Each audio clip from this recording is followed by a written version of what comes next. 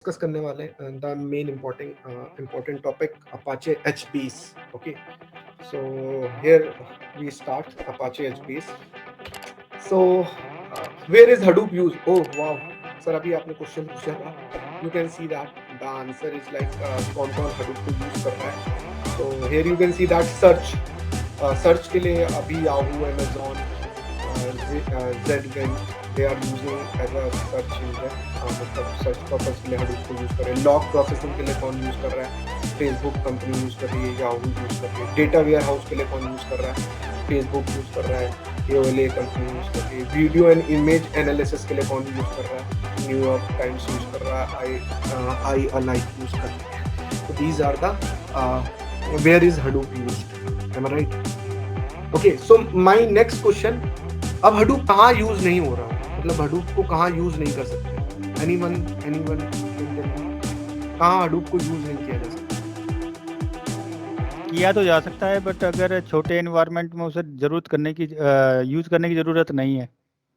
जैसे अगर किसी कॉलेज में ही उस चीज को हम यूज कर रहे हैं. क्यों बहुत नहीं कर ज्यादा सकते? नहीं, बहुत आजकल ज्यादा तो हर डेटा बहुत ज्यादा डेटा है तो उसमें तो लाइनेक्स डायरेक्टली हम यूज कर लेते हैं. हाँ, लाइनेक्स, लेकिन प्रोसेस करना हो कैसे करेंगे डेटा को? अच्छा, तो हर जगह यूज कर सकते हैं उस हिसाब से तो. हाँ ऑब्वियसली. कहाँ यूज नहीं कर सकते? अभी तो आप लोगों को पता है कि हम लोगों ने बिग डेटा का इंट्रोडक्शन सेशन आपका मैडम ने भी लिया होगा. तो generating a huge amount of data processing, मतलब किस सिनेरियो में हम लोग हडूप को यूज नहीं कर सकते? एनीवन? ओके, आगे करता हूं. When not to use Hadoop, low latency data access, यानी quick access to small parts of data. मतलब अभी आपने देखा है ना, अगर आपने बिलियंस ऑफ रिकॉर्ड डाल दिया हडूप में, ठीक है, आप अगर किसी एक पोर्शन को एक्सेस करना चाह रहे हो ना, कि भैया मेरे को ना पंकज की मेल आईडी चाहिए, है ना, तो it's very difficult to access. मतलब हडूप में क्या होता है, ये सिक्वेंशियल मैनर में डेटा को रीड करता है. तो मान लो ये पूरे एंटायर डेटा सेट को प्रोसेस करेगा, और वो हमारे लिए बहुत ही हेडेक वाला काम है. मतलब कि एक छोटे से भी इंफॉर्मेशन को निकालने के लिए हडूप में मतलब एंटायर डेटा सेट को स्कैन करना पड़ता है. मतलब अपने में एक बिगर जॉब है. तो उसमें लो लेटेंसी डेटा एक्सेस है, मतलब quick access to small part of data, कुछ भी निकालना हो, ठीक है. Multiple data modification, multiple data modification, Hadoop is a better fit only if we are primarily concerned about reading data and not modifying data. आपको भी पता है कि Hadoop में बेसिकली क्या हो सकता है, आप रीड कर सकते हो डेटा को, लेकिन उसके अंदर रखा हुआ डेटा को आप मॉडिफाई नहीं कर सकते हो. आपसे एक क्वेश्चन पूछता हूँ यार, आप लोग पता नहीं रेस क्या होगा.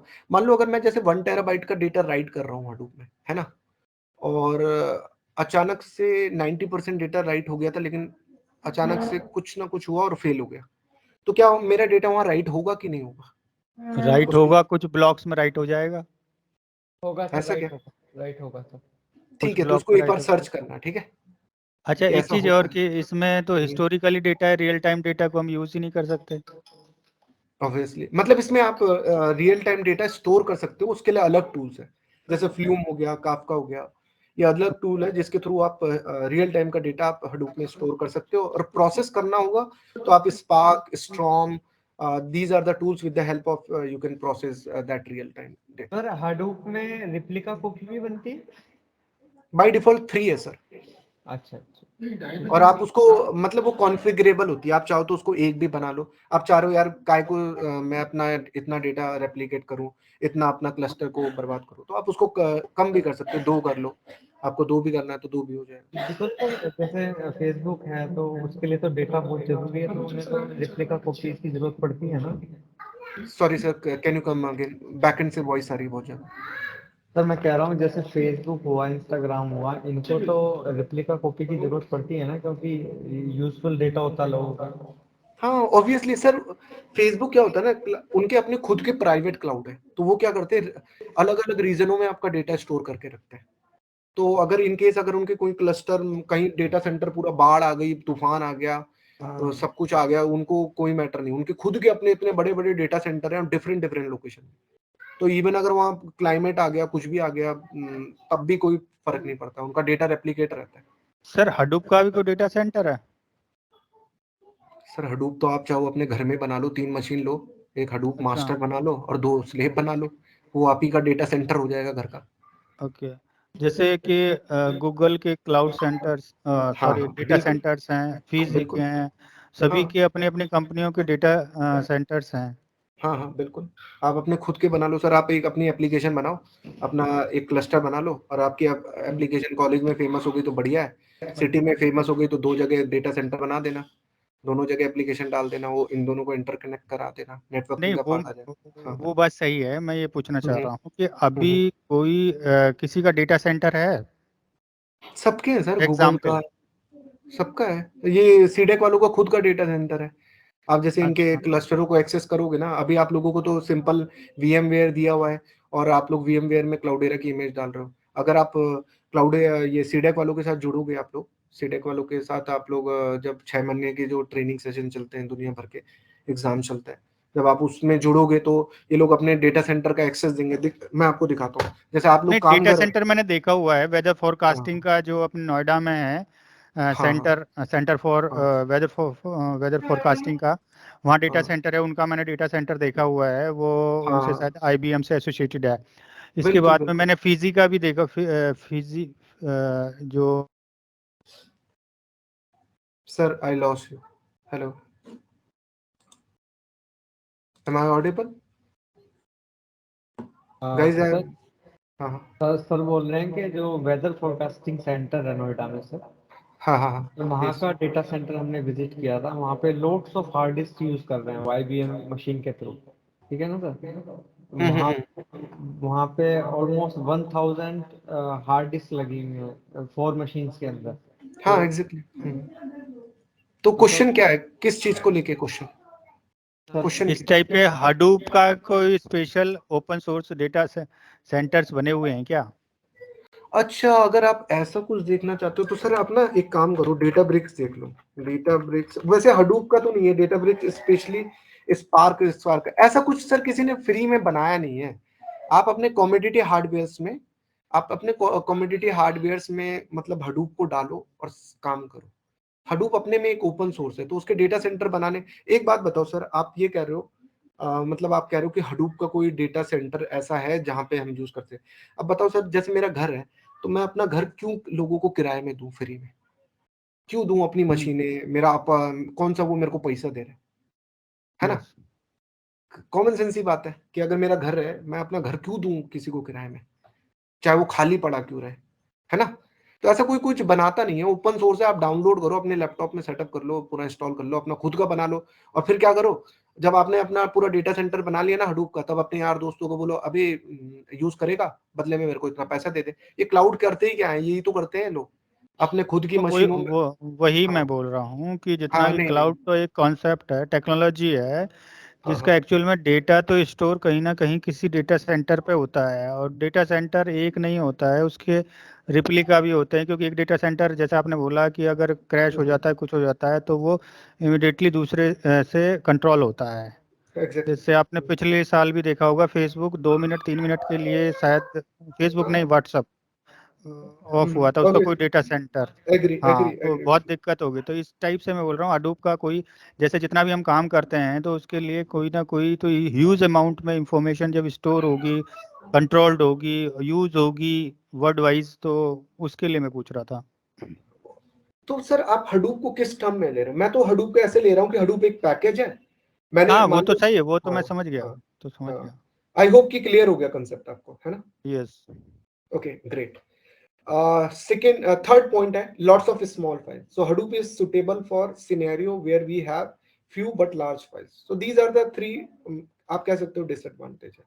तो गाइज यहाँ तक अभी किसी को कंफ्यूजन है कि हडूप के आप लोगों को डिसएडवांटेज पता चल गए? अब तक आप लोग हडूप की खूबियां ही पढ़ रहे थे, हडूप ये है वो है। So these are the three major disadvantage. तो सबसे पहला जो डिसएडवांटेज है ना, लो लेटेंसी डेटा एक्सेस। मतलब क्या होता था कि हडूप से ना आप कोई भी छोटी सी इंफॉर्मेशन भी एक्सेस कर रहे हो ना, तो वो बहुत टाइम लेती थी। तो इसी कॉन्सेप्ट को ना मतलब मार दिया गया था जब जब ना गूगल वालों ने अपना तीसरा पेपर पब्लिश किया था। आपको याद है कि मैंने अपने सेशन में बताया था कि जो हडूप के 2 कांसेप्ट आए थे ना, ये किससे आए थे? गूगल के पेपर पब्लिश किए गए थे। Big table paper. तो गूगल ने अपने 3 पेपर पब्लिश किए थे, एक तो मैप रिड्यूस, एक जीएफएस गूगल फाइल सिस्टम, तीसरा था बिग टेबल। इसके बारे में पढ़ना कि गूगल ने इस पेपर को पब्लिश किया था।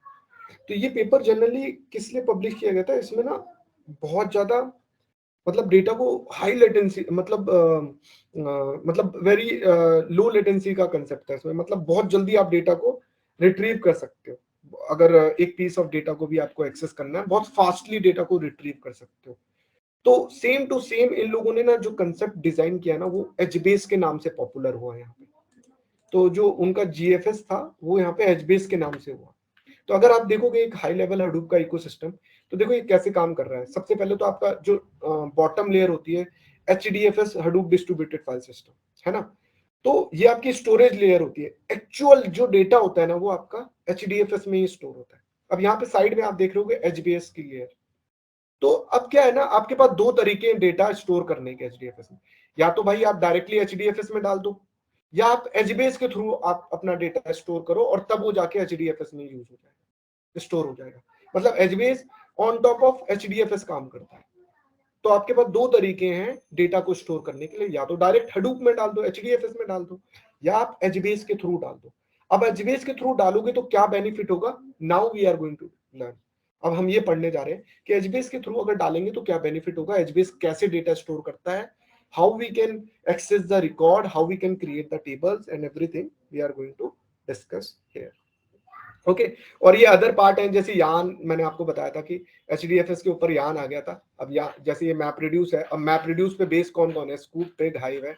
ये तीनों के बैकएंड में जो प्रोसेसिंग इंजन होता है मैप रिड्यूस का होता है। और जो स्पार्क है वो यान के थ्रू हडूप के डेटा को एक्सेस कर लेता है। और इम्पाला है उसको देखो, वो तो डायरेक्टली हडूप पे ही काम करता है, जो अभी हमारा नेक्स्ट सेशन डिस्कस होगा इम्पाला पे। अभी आप लोगों ने हाइव पढ़ा कल, तो आपको हाइव में पता चल गया कि हाँ हाइव में टेबल क्रिएट की, आपने डेटा डाला, फिर क्वेरी मारी, हला बला बला कर लिया। आप लोगों ने नोटिस किया होगा वहां मैप रिड्यूस जॉब चल रही थी। किन किन किन की मैप रिड्यूस जॉब चल रही थी, अगर आपने कोई क्वेरी मारी हो तो चल रही थी मैप रिड्यूस जॉब? यस। हाँ ठीक है, अभी मैं क्वेश्चन पूछूंगा आगे कि आप लोगों ने हाइव में कितना पढ़ लिया है, क्या पढ़ लिया है, ठीक है, जब हम इम्पाला डिस्कस करेंगे। तो ये एक हाई लेवल। अब जैसे सर पूछ रहे थे ना कि अगर streaming real time data continuously आ रहा है तो फ्लूम डेटा कलेक्टर के थ्रू आप हडूप में डाल सकते हो उस डेटा को। और फिर आप यहाँ पे एक जुकीबर देख रहोगे, तो जुकीबर तो भैया इन सब के बीच में कोऑर्डिनेशन प्रोवाइड करने का काम करता है। जैसे कि हमारे घर में सर्वेंट होते हैं, वो हमारे लिए सारा काम करते हैं, वैसे जुकीबर भी हेल्प करता है हमारे लिए। तो सारे के सारे एक हाई लेवल हडूप का इकोसिस्टम है, ठीक है। तो एचबीएस के बारे में बढ़ते हैं कि भैया एचबीएस है क्या। तो अगर कोई भी पूछेगा एचबीएस क्या है, एक स्टोरेज मैकेनिज्म है। क्या है, स्टोरेज मैकेनिज्म। जैसे हडूप में आप डेटा एचडीएफएस में डेटा स्टोर करते हो, with the help of HBs भी आप लोग डेटा को स्टोर कर सकते हो। लेकिन एचबीएस में नहीं होता है, वो अल्टीमेटली हडूप में ही होता है, लेकिन थ्रू एचबीएस के होता है। तो यहाँ पे एक हाई लेवल इकोसिस्टम देखो, HBs part of Hadoop ecosystem. तो आप देख रहे हो ये एचडीएफएस है, हडूप डिस्ट्रीब्यूटेड फाइल सिस्टम। इसके ऊपर में क्या लगा है, एचबीएस लगा हुआ है। तो अगर किसी को भी डेटा स्टोर करना है, अब एचबीएस के अंदर मैंने लिखा है कॉलम डीबी। ये जितना भी डेटा अगर हडूप में स्टोर करता है, एचडीएफएस में स्टोर करता है ना, कॉलम की फॉर्म में स्टोर करता है। समझ रहे हो, रो की फॉर्म में नहीं होता है। तो अभी मैं आपको आगे जाके बताऊंगा कि कॉलम ओरिएंटेड फॉर्म और रो ओरिएंटेड फॉर्म क्या होती है। मतलब जो सीक्वल होता था आपका, जो हाइव होता है, हडूप होता है, ये सब ना रो ओरिएंटेड फॉर्म में डेटा को स्टोर करता है। जो एचबीएस होता है ना, वो आपका कॉलम ओरिएंटेड फॉर्म में डेटा को स्टोर करता है, जो कि इसकी ब्यूटी है। Just because of this you can access the data very fast, very quickly, पता भी नहीं चलेगा भाई, इतना टाइम में डिफरेंस आ जाएगा। And on top of it you can see that map reduce, जिसके थ्रू आप प्रोसेस कर सकते हो। फिर यहाँ पे आप पेग, हाइव, ये सब देख रहे हो। तो यहाँ देखिए एचडीएफएस क्या है, मतलब बॉटम लेयर है, ऑन टॉप ऑफ एचबीएस इसके होता है। तो यानी डेटा आप स्टोर करोगे तो एचबीएस के थ्रू हडूप में ही जाना है उसमें डेटा, ठीक है। सो यहाँ पे देख रहे हो HBase is built on top of HDFS. So HBase files are internally stored in HDFS. मैंने पहले ही बता दिया, जो भी डेटा स्टोर होगा वो सारा हडूप में ही होगा। मतलब HBase एक स्टोरेज मैकेनिज्म है। So why HBase introduce? Why HBase introduce? Okay. So पहली बात अगर मैं आपसे बात करूं कि अगर 1970 देखा जाए, है ना, 1970 से अगर बात की जाए तो 1970 से आपका RDBMS चला आ रहा था, सबको पता है, traditional data storage system. We have tables, inside the tables we have columns, we are storing the data, blah blah blah blah. लेकिन समय के साथ हमने देखा कि भैया डेटा बढ़ता जा रहा है, डेटा अनस्ट्रक्चर आ रहा है, तो हम लोग लेवरेज करने लग गए, हडूप को पढ़ने लग गए. हडूप कैन परफॉर्म, हडूप हम लोगों को बेनिफिट देने लग गया. लेकिन अभी थोड़ी देर पहले हमने पढ़ा कि हडूप के भी डिसएडवांटेज है. वी ऑलरेडी डिस्कस कि क्या क्या डिसएडवांटेज है. तो Hadoop can perform only batch processing and data will be accessed only in the sequential manner. That means one has to search the entire data set even for the simplest job. Okay, just wait guys.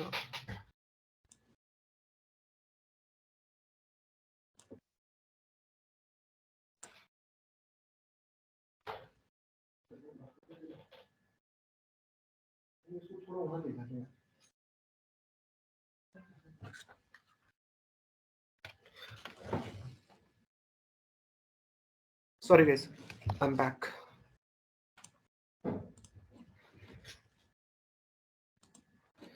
Okay, so Hadoop can perform हाँ, so मतलब एक छोटी सी भी job के लिए आप लोगों को पूरे एंटायर डेटा सेट को करना था. तो a huge data set when processed result in another huge data set which should also be processed sequentially.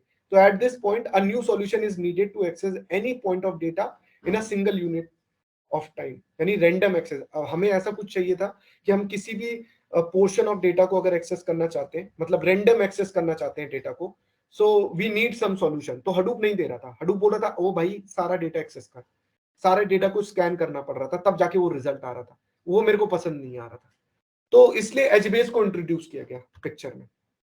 तो अगर आपकी मान लो रिक्वायरमेंट, अगर आपसे कोई पूछा जाए, अगर आपकी रिक्वायरमेंट जैसे रिजिड स्कीमा है, कंसिस्टेंसी है, ट्रांजैक्शन है, तो आप भैया बेशक है सीक्वल के पास जाओ, ठीक है.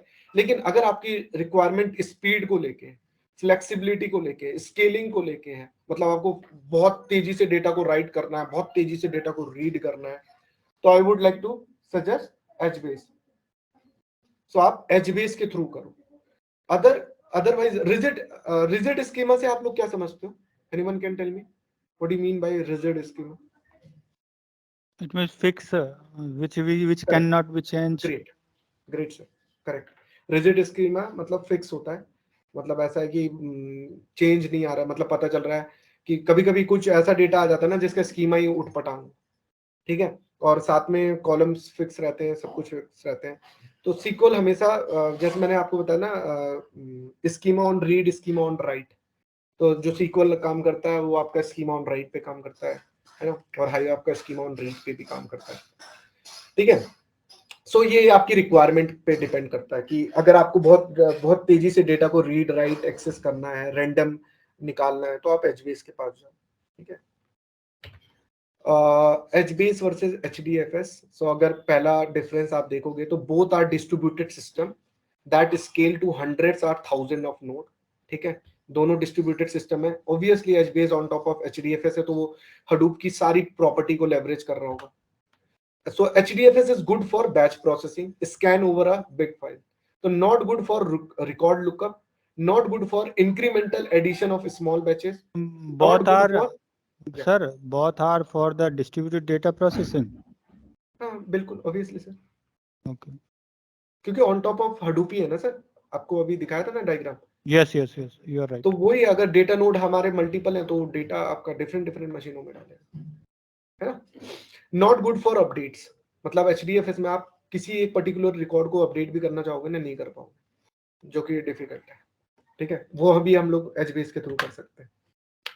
HBase is design to efficiently address the above point.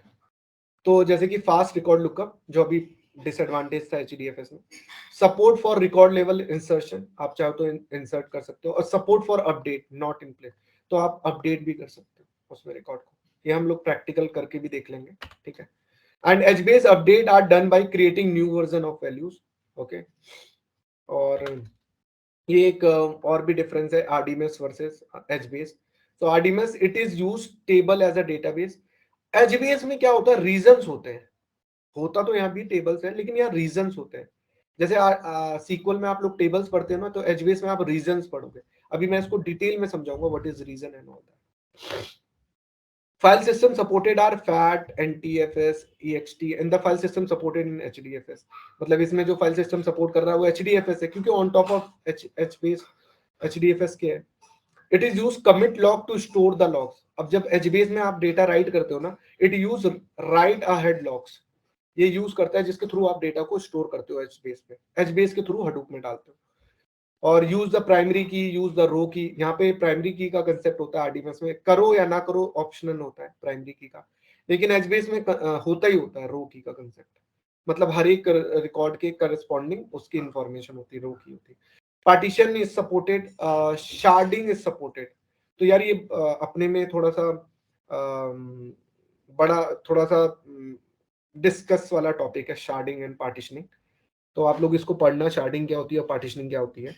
तो आई होप कि हाइव में आप लोगों ने पार्टीशन पढ़ा होगा, पार्टीशन और बकेटिंग। वैसे ही नहीं पढ़ा होगा तो I will upload some videos and you can watch. और शार्डिंग टेक्निक है, तो I am not going to discuss in detail because काफी टाइम कंज्यूमिंग हो जाएगा अगर इसको डिस्कस करें। Use of rows, column and cells. यहाँ पे भी use of rows, column, families, column and cells. ठीक है, ये एचबीएस और एचडीएफएस के बारे में अभी हमने पढ़ लिया था, तो एचबीएस का overview. HBs is a distributed, अब पढ़ने जा रहे हैं हम लोग एचबीएस। तो एचबीएस आपका एक distributed column oriented data store build on top of HBs. मतलब जितना भी आप डेटा स्टोर कर रहे हो एचबीएस में थ्रू एचबीएस, तो सारा कॉलम ओरिएंटेड।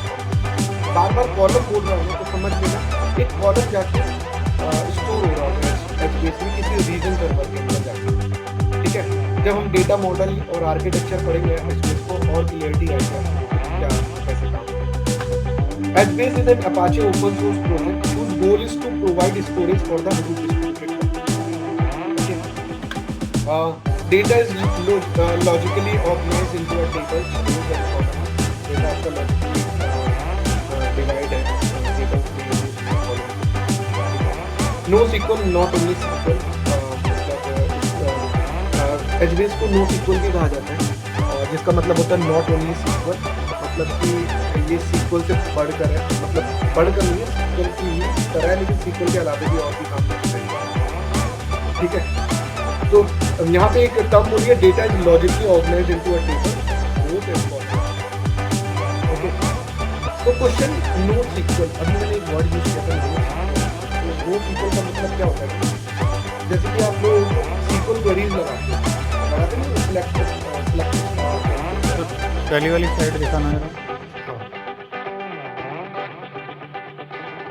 अच्छा, ओके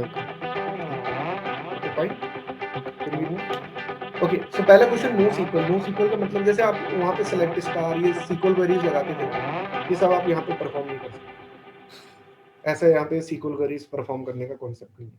ठीक है, दूसरा आपका क्वेश्चन क्या है, how HBase fast as compare to SQL. ये क्वेश्चन इंटरेस्टिंग है कि एचबीएस कैसे सीक्वल से फास्ट है। मतलब तो अगर मैं यहाँ पे आपको एक डायग्राम दिखाऊं, ये वाला, तो आप यहाँ पे देख रहे हो row oriented versus column oriented. SQL में कैसे काम होता है, रो ओरिएंटेड फॉर्म में।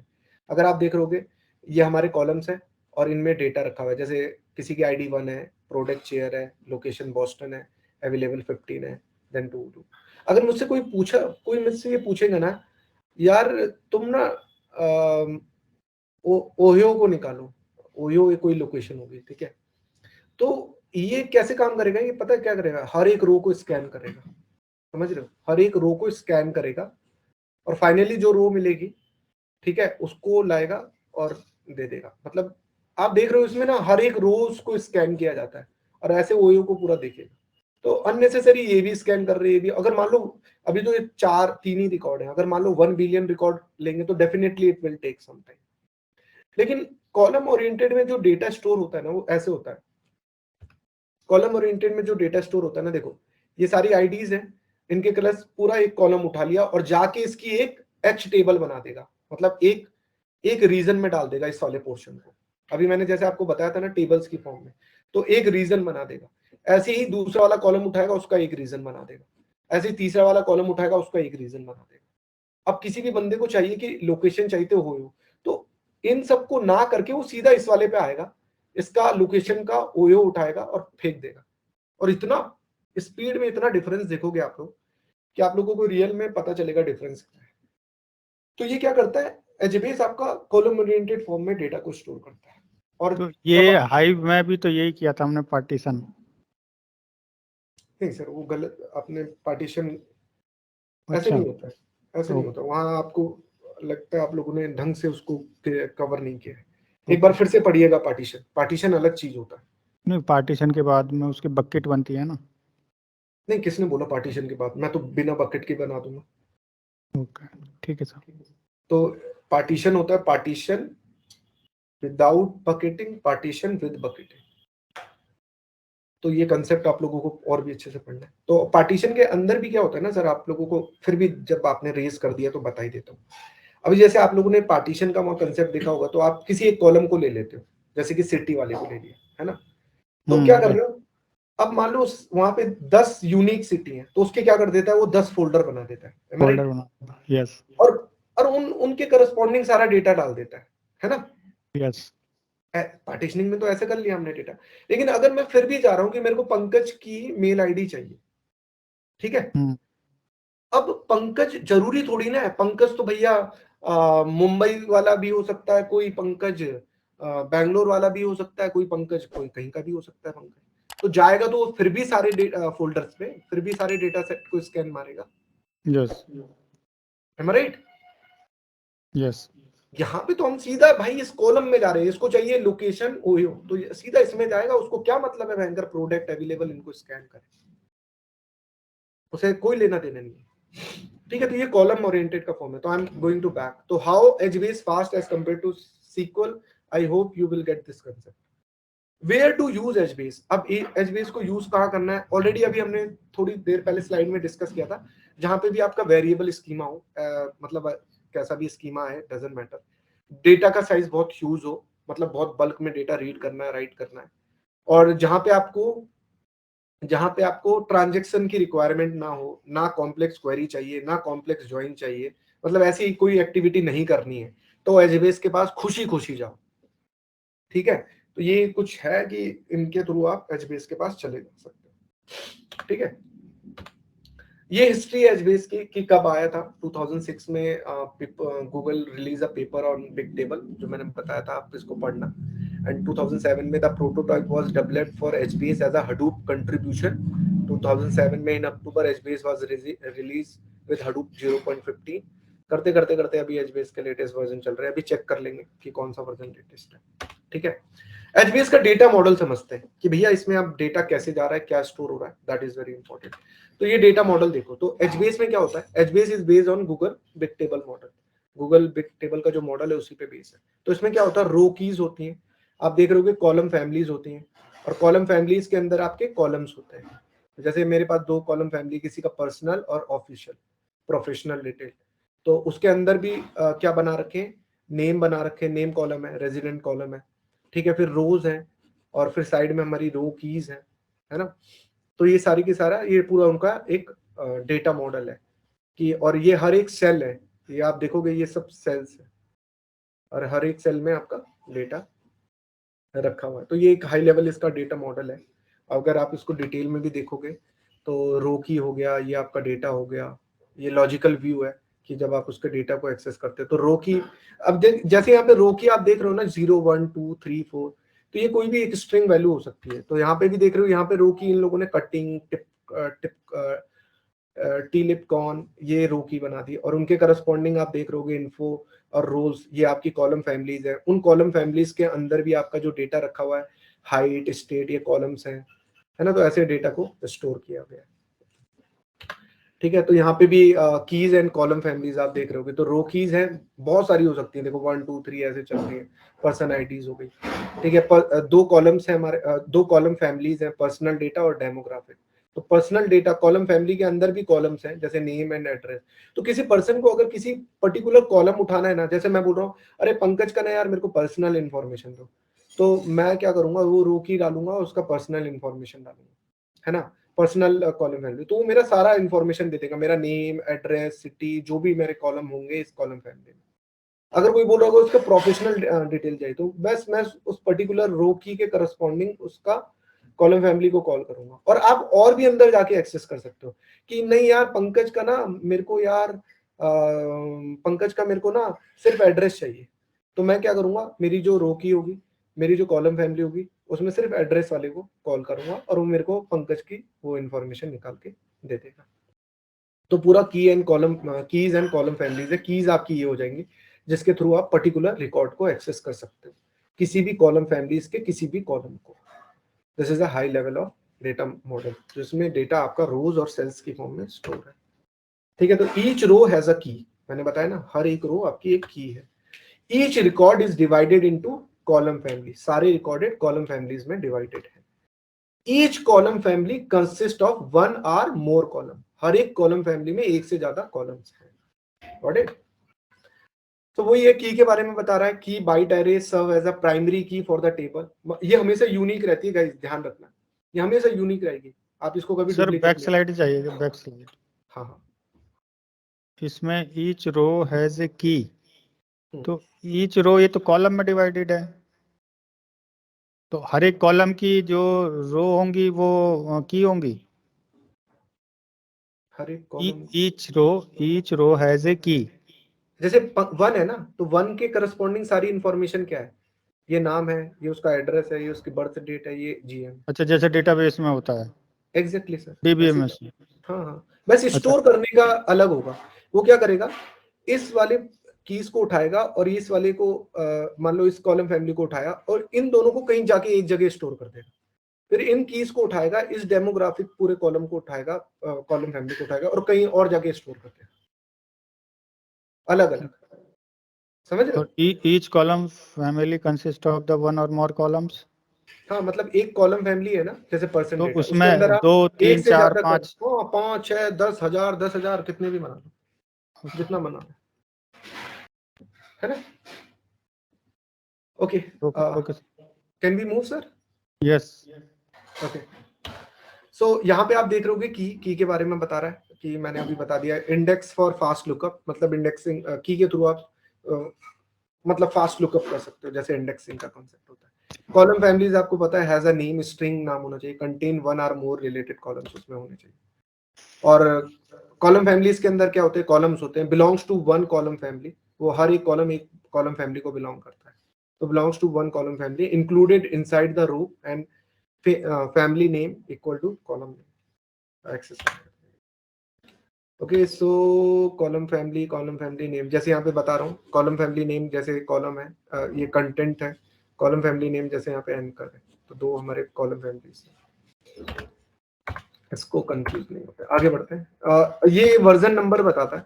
वर्जन नंबर क्या होता है कि यूनिक विद इन ईच की, जब भी आप कोई की इंट्रोड्यूस करते हो और उसके करस्पॉन्डिंग डेटा डालते हो, उसका एक वर्जन नंबर जनरेट होता है, वो आपको प्रैक्टिकली दिखाऊंगा मैं।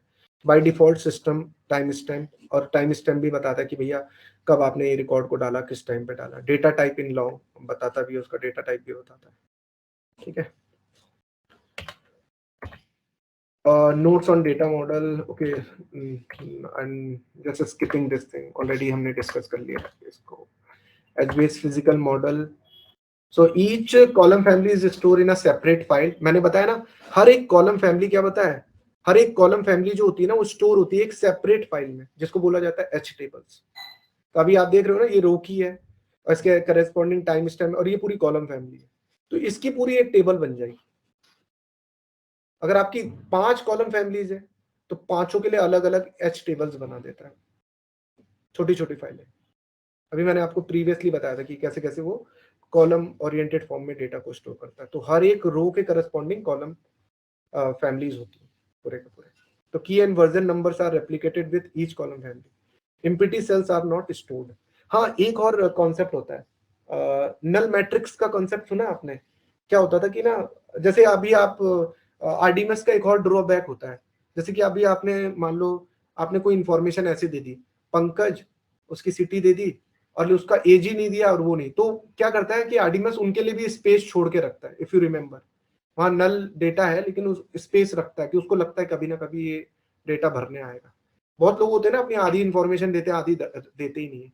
तो लेकिन फिर भी RDMS में क्या होता है, RDMS SQL इनमें ना उनके लिए स्पेस छोड़ा जाता है और बहुत सारे नल मैट्रिक्स के कॉन्सेप्ट होते हैं। लेकिन HBase में ना मेमोरी एफिशिएंट होता है।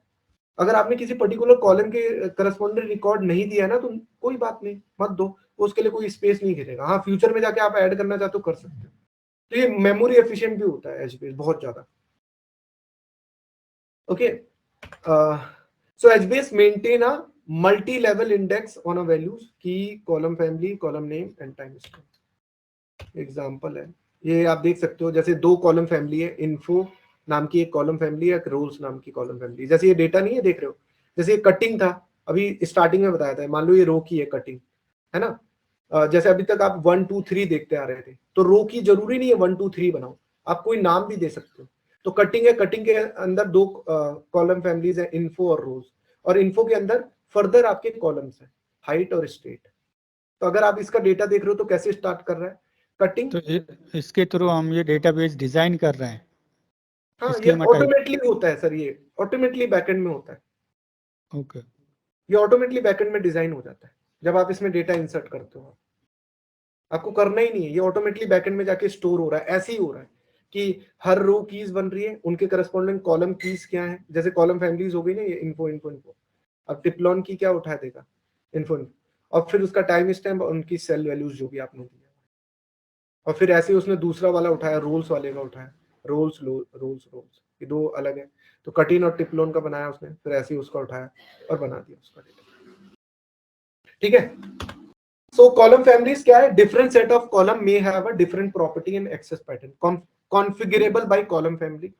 और इसमें आप कंप्रेशन टेक्निक्स भी यूज कर सकते हो। हडूप में आप लोगों ने कंप्रेशन टेक्निक्स में भी पढ़ा हो कि हडूप में आप चाहो तो अपना डेटा कंप्रेस फॉर्म में रख सकते हो। अगर आपका डेटा 1 टेराबाइट का आ रहा है तो आप उसको कंप्रेस करके रख सकते हो कि आपका स्पेस यूटिलाइज हो जाए। ऐसे पूछा जाता था कि हडूप में यार अगर डेटा बढ़ जाए तो आप कैसे उसको मैनेज करोगे क्लस्टर को, तो आप बोल सकते हो कि हम अपना डेटा कंप्रेस फॉर्म में भी रख सकते हैं, that is option. Version retention policy है, कैचे प्रायोरिटी है। ठीक है, column families store separately on the disk, access one without wasting input output on the other. Okay, so practically इसको अभी और भी देखेंगे। तो मैंने बता दिया हर एक इसमें क्या होता है, each H table is partition horizontally into a region. मतलब हर एक एच टेबल जो होती है ना, जिसमें रो कीज और कॉलम फैमिलीज होंगी, उसका डेटा किसी रीजन में स्टोर होगा। रीजन क्या है, आपकी टेबल। कोई भी पूछेगा रीजन क्या है, टेबल है आपकी। तो आप देख रहे होगे ना, ये एक कॉलम फैमिली, इसकी ये पूरी एच टेबल है, और इसी को हम एक रीजन कहते हैं, एक टेबल कहते हैं, जो कि रीजन सर्वरों में जाके स्टोर होती है। अभी आर्किटेक्चर देखते हैं तो आपको और भी क्लियरिटी आएगी इन सबको लेकर। HBase का आर्किटेक्चर आता है, ये हाई लेवल आर्किटेक्चर है। ये भी मास्टर स्लेव आर्किटेक्चर फॉलो करता है, जैसे हडूप करता है। नेम नोड और डेटा नोड्स होती हैं आपकी, है ना, हडूप में नेम नोड और डेटा नोड्स होते हैं। तो यहाँ पे भी आपका ये कंसेप्ट होता है, HBase में भी मास्टर स्लेव आर्किटेक्चर होता है। तो आप यहाँ पे देख रहे होगे, ये मास्टर मशीन है, एच मास्टर है। तो देखो रीजन सर्वर होते हैं, और हर रीजन सर्वरों में रीजन होते हैं। रीजन क्या होती है, टेबल्स होती है, जो एच टेबल हर एक फॉर्म में होती है। तो एक रीजन सर्वर में बहुत सारे रीजन हो सकते हैं। तो एच मास्टर क्या होगी, मास्टर मशीन हो गई, रीजन सर्वर आपकी स्लेव मशीन हो गई। उन रीजन सर्वरों में आपके रीजन होते हैं। तो क्लाइंट जब भी डेटा राइट या रीड करना होता है, वो एच मास्टर से कांटेक्ट करता है। ठीक है, इसमें एक ये कबूतर भी देख रहे होगे, जुकीपर नाम का। तो ये जुकीपर के बारे में ज्यादा पढ़ने की जरूरत नहीं है, ये एज अ सर्वेंट की तरह काम करता है, कोऑर्डिनेशन की तरह काम करता है। पढ़ा दूंगा मैं अभी आगे। मतलब ये कोऑर्डिनेट करता है सबके बीच में।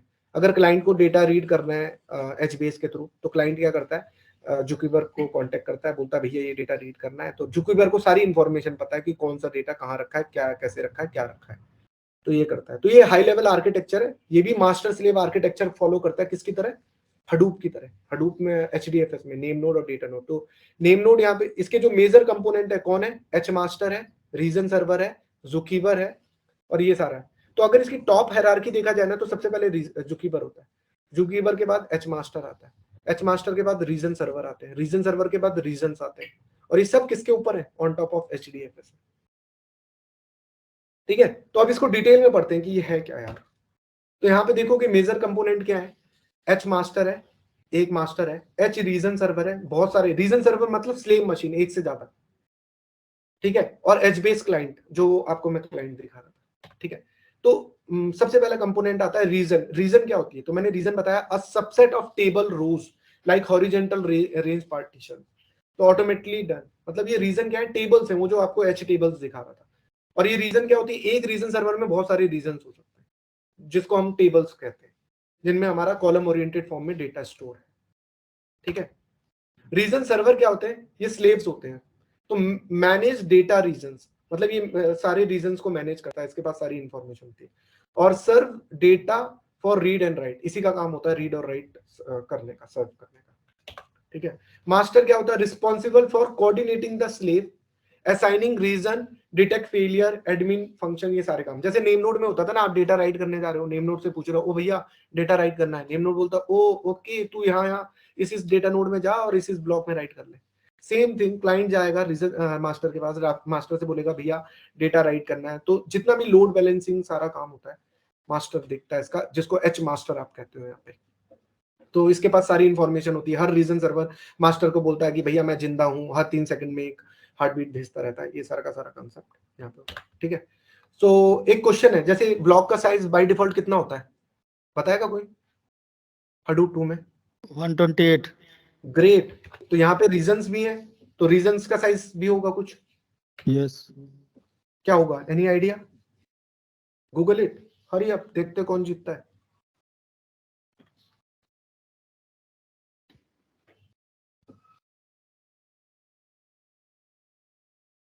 अभी तक नहीं मिला, चलो कोई नहीं, ढूंढ के बता दो अभी जल्दी कोई। अगर बिग पिक्चर देखा जाए तो कुछ ऐसा हो रहा है। तो आप देख रहे होगे ये पूरा हडूप की लेयर है, देख रहे हो बहुत सारी डेटा नोड है, 1 2 3 4 5। ठीक है, अब देखो ऑन टॉप ऑफ इसका क्या है, डीएफएस क्लाइंट, डीएफएस क्लाइंट। ठीक है, अब देखो ये आ रहे हैं आपका एच बेस, एच बेस ये आपका रीजन। ये रीजन सर्वर है, ये रीजन। 10 to 20 GB ओ भाई डरा रहे हो रीजन वो साइज। डराओ मत यार एक बार फिर से चेक करना, डिफॉल्ट साइज उसका 256 MB होता है। ठीक है, कॉन्फ़िगरेबल है, कॉन्फ़िगरेबल है, बढ़ा भी सकते हो, तुम्हारी मर्जी। तो आप देख रहे होगे यहाँ पे ये आपके रीजन सर्वर है सर, और ये आपका एच मास्टर है ना, ये रीजन सर्वर्स है आपके। और ये आपका रीजन सर्वर्स के अंदर आपके क्या होते हैं, रीजन्स होते हैं, है ना। रीजन सर्वर के अंदर आपके रीजन्स होते हैं, और ये आपका एच मास्टर है। तो जिसको भी कोई कुछ बोल रहा है क्या? हेलो, ओके, सो यहाँ पे एच मास्टर आप देख सकते हो। तो एच बहुत सारे रीजन सर्वर्स हैं आपके। ठीक है, और इन रीजन सर्वरों में आपका डेटा कैसा होता है, रीजन्स की फॉर्म में स्टोर होता है। अभी आपको ना यहाँ पे 2-3 चीजें दिख रही होंगी, जैसे कि मेम स्टोर क्या है, एच फाइल क्या है, एच लॉग क्या है ना।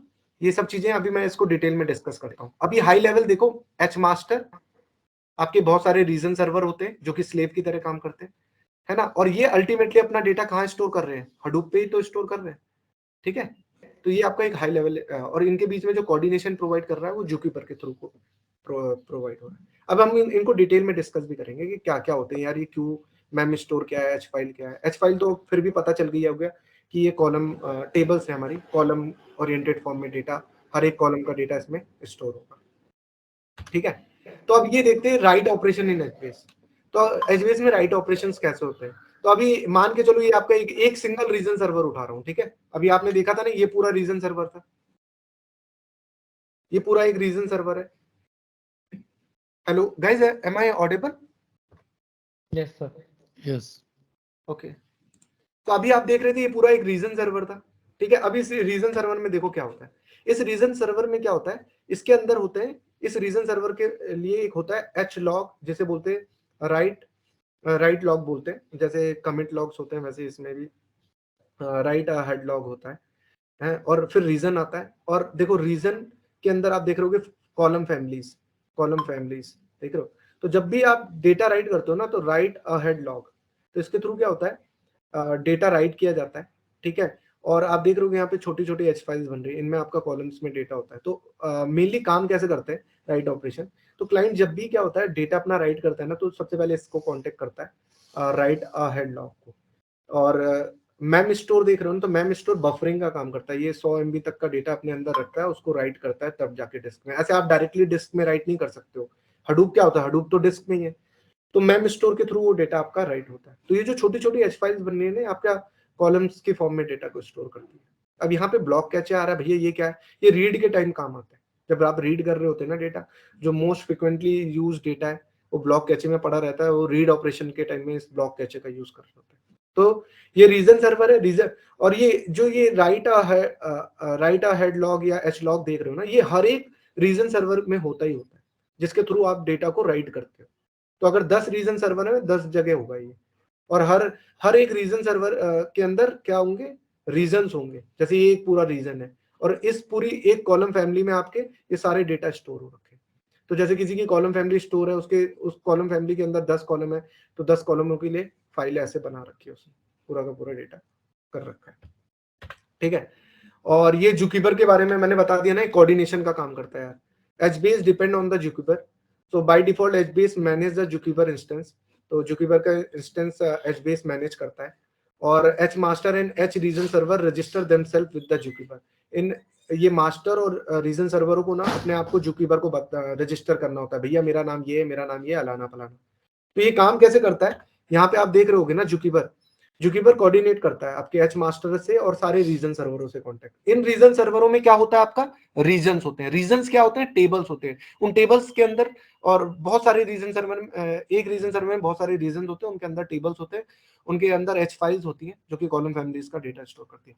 तो जो जुकीबर के पास इंफॉर्मेशन होती है ना, वो रूट और मेटा ऐसी इंफॉर्मेशन होती है। ये रूट क्या होता है, एक ही होता है, पूरे क्लस्टर में एक ही रूट होता है, बहुत सारे मेटा होते हैं, और ये बहुत सारे मेटा हर एक रीजन सर्वरों में होता है। और इन्हीं के थ्रू अगर आपको डेटा रीड राइट करना है ना, तो जुकीबर ही बताएगा आपको डेटा रीड राइट जो भी करना है। तो वो सारी इंफॉर्मेशन अपनी ना रूट में रखता है, और हर एक रूट कोऑर्डिनेट करता है मेटा डेटा से, जो कि हर एक रीजन सर्वर के, इनके पास वही इंफॉर्मेशन होती है, भैया कौन सा डेटा कहाँ रखा है, क्या है रखा है, लोड बैलेंसिंग करनी है कि किस डेटा नोड में, किस रीजन सर्वर में कितना डेटा आ चुका है, वहां मत डालो डेटा, ये अलाना फलाना, सारा कोऑर्डिनेशन जुकीबर का काम है। तो जुकीबर आपके घर का नौकर है, या सर्वेंट कह सकते हो। तो ये देख सकते हो रीड ऑपरेशन इन एचबेस कैसे हो रहा है, तो ब्लॉक कैचे का काम आता है। तो बाकी ये राइट का भी दिखा रखा है, WAL राइट हेड लॉग, जिसके थ्रू आप डेटा राइट करते हो। तो अगर आपको डेटा रीड करना होगा किसी भी रीजन सर्वर, मैंने बताया ना रीजन सर्वर में बहुत सारे रीजन हो सकते हैं, जैसे 2 रीजन सर्वर 1, तो बहुत सारे रीजन हो सकते हैं। तो अगर आपको डेटा रीड करना होगा ना, तो ब्लॉक कैचे होता है। ये भी हर एक रीजन में होता है ब्लॉक कैचे, जैसे आपको मैंने बताया था ना, यहाँ पे हर एक रीजन में एक ब्लॉक कैचे होता है। पंकज सर 10 मिनट का ब्रेक दे दो। ओके सर, लास्ट टाइम था, मतलब आई अच्छा। Think I am done, almost done. अच्छा तो कंटिन्यू कर लीजिए प्लीज। हाँ, ऑलमोस्ट डन होने वाला है, तो फिर इसके बाद प्रैक्टिकल करेंगे नेक्स्ट सेशन में। Okay ji sir, okay please continue. या रीड ऑपरेशन अब, हाँ सर, कमांड से स्टार्ट हो गई है, तो प्रैक्टिकल नेक्स्ट सेशन में करते हैं। ठीक है, ये जनरल कमांड से स्टार्ट हो गई। तो till here I am taking a pause. Sir आप लोगों को समझ में आया आज का सेशन? सर समझ में तो आया, लेकिन एक्चुअली में हम तो DBMS और RDBMS ये सारी चीज़ें पता है, SQL पता है, जावा ये सब, तो उसी से हम कंपेटेबिलिटी बिठा रहे हैं कि हाँ जी ये चीज़ें इसमें होती हैं। हाँ, नहीं तो ग्रेट सर, आप लोगों की क्वेश्चनिंग जितनी हो ना, उतना क्लियरिटी आएगी आप लोगों को। जी जी जी, थैंक है यू। ना, तभी तो मैं चाह रहा हूँ कि ज्यादा से ज्यादा लोग क्वेश्चन पूछे। मैं देख रहा हूँ आप ही पूछ रहे हो, बाकी के जो हैं मेंबर्स वो सिर्फ सुन रहे हैं, या क्वेश्चनिंग कर नहीं रहे हैं, या डर रहे हैं। कि डरो मत यार, मेरे से जितना उटपटांग क्वेश्चन पूछ सकते हो पूछो, मजा आएगा आप लोगों को। मेरे से ओके जितनी आप लोग डिबेट कर सको। तो कल के लिए मैं चाहता हूँ कि आप लोगों को मैं पहले ही बता दूंगा कि कल मेरा कौन सा सेशन है। आई होप आप लोगों के पास पड़ा होगा लिस्ट, और हाँ आप लोग लिस्ट है। पहले ही से पढ़ गया हो, और जितना गलत सलत पढ़ लो, जितना अपनी थ्योरी बना लो, पढ़ लो, और वो मेरे साथ डिस्कस करके क्लियर कर लो। Okay sir. Got it? So let's take a 10 minutes break and we will connect after 10 minutes. अभी 3:05 हो रहा है, तो 3:15 में कनेक्ट होते हैं। Okay sir, thank you. Will it be okay? Okay, bye yes sir. everyone. Bye bye.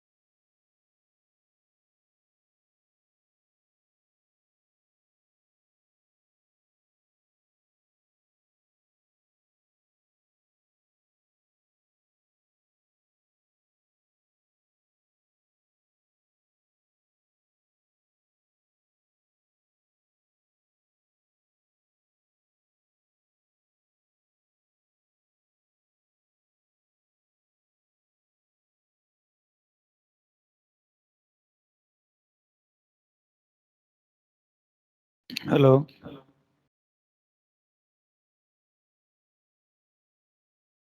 Pankaj sir.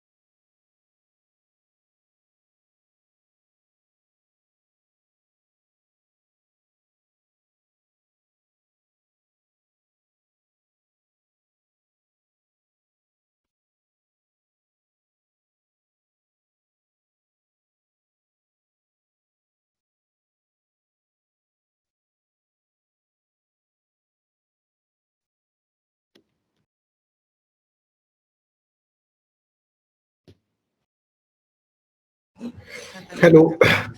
Hello sir. Yeah, I'm back. Okay, so shall we start? Yes sir. Yes sir. Okay, थोड़ा सा practical करते हैं। तो अगर आप में से किसी का अगर मशीन अप कर रखा है क्लाउड एरिया का, तो एनीवन कैन शेयर और मैं प्रोसीजर बताता हूँ। Okay, let's I share. तो मैं शेयर करूं पंकज सर? कोई नहीं, केपी सर को करने दो।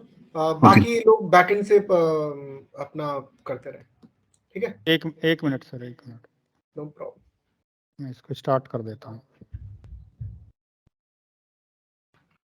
अदर पार्टिसिपेंट्स आप भी अपना बैकएंड से स्टार्ट कर लीजिए।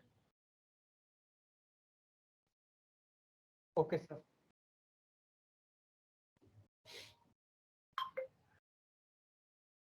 तो अभी केपी सर आप स्टार्ट कर रहे हो, तब तक दूसरे हाँ, नो कौन से? Problem, no problem, no problem. I have Ravi? Shared my screen. Okay, आपका पहले से स्टार्ट है ना? अच्छा, ओके। हाँ सर। सर ये थोड़ा सा टाइम टाइम तो नहीं लेगा? हाँ, टाइम 1 और 2 मिनट्स। तब तक मीनवाइल रवि आप कर दो। अगर आप में दिक्कत आई रवि में, तो फिर हम केपी हाँ, सर के उसमें चलें। ठीक है सर, ठीक है।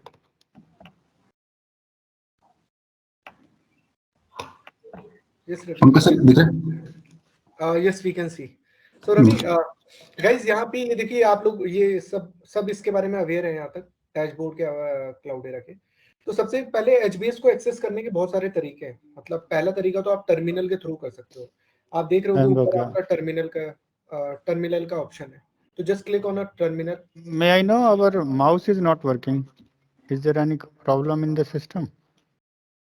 सर वो थोड़ा सा टाइम लेगा, आप या तो क्लिक करो से एंटर करो, शायद काम करेगा। ओके, तो एचबेस को एक्सेस करने का एक तो तरीका है टर्मिनल के थ्रू।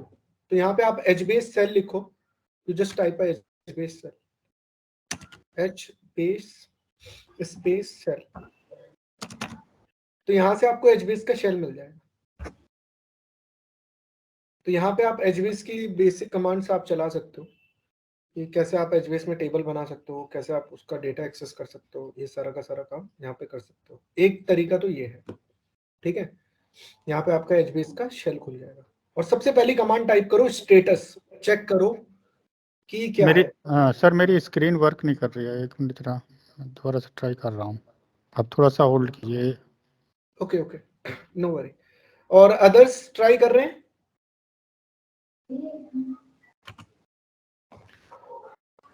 अभी हम एक पॉज ले लेंगे। तो एचबेस सेल हमने एंटर किया, तो एचबेस का हमें इंटरेक्टिव मोड मिल गया, और जहां पे हमने स्टेटस टाइप किया,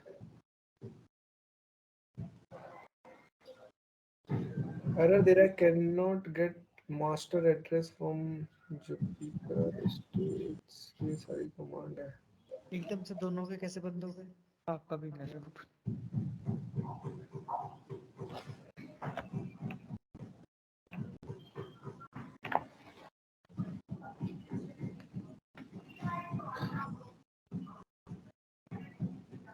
ये जनरल कमांड है, छोटी छोटी। एक स्टेटस डाला है तो लिख लेना स्टेटस। कोई रवि सर इसमें वर्जन डालो, VERSION, ये दूसरी कमांड है वर्जन। ये बताती है कि एचबीएस का कौन सा वर्जन पड़ा, जैसे हडूप का वर्जन। तो यहाँ पे दिखा रहा है क्लाउडेरा 1.2.cdh, तो ये क्लाउडेरा का वर्जन बता रहा है। ये कमांड और भी लोग टाइप करो यार। स्टेटस में ना एक्चुअली में इंफॉर्मेशन पता कैसे आती थी, can not get master address from ZooKeeper. शायद क्लाउडेरा में एचबीएस का यहाँ पे दिखा नहीं रहा कि स्टेटस में आ जाता था कि आपका कितना रीजन चल रहा है, कितना सर्वर चल रहा है। अभी यहाँ पे दिखा रहा है can not get master address from ZooKeeper znode, show cluster status can not be blah blah. अच्छा, ये जुकीबर के लिए एरर दे रहा है। अभी और किसी का स्टेटस से कुछ इंफॉर्मेशन आ रही है कि यही आ रहा है? टर्मिनल ऑन करना है ना सर? हाँ, टर्मिनल में एचबेस सेल लिखो सर, एचबेस स्पेशल। रवि सर आप दिखाओ एक बार एचबेस स्पेशल।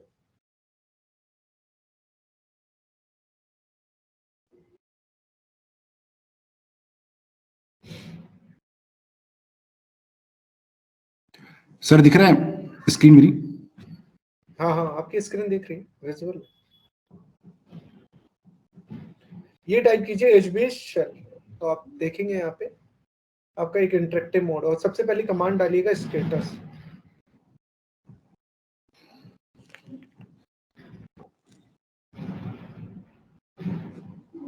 सर मेरा हो गया है, can I share my screen? हाँ सर, आप दिखाइए एक बार। Got it sir? Yes I can see. Sir आप इसको स्टेटस टाइप कीजिए यहाँ पे, okay sir. STATUS। Enter sir? हाँ सर,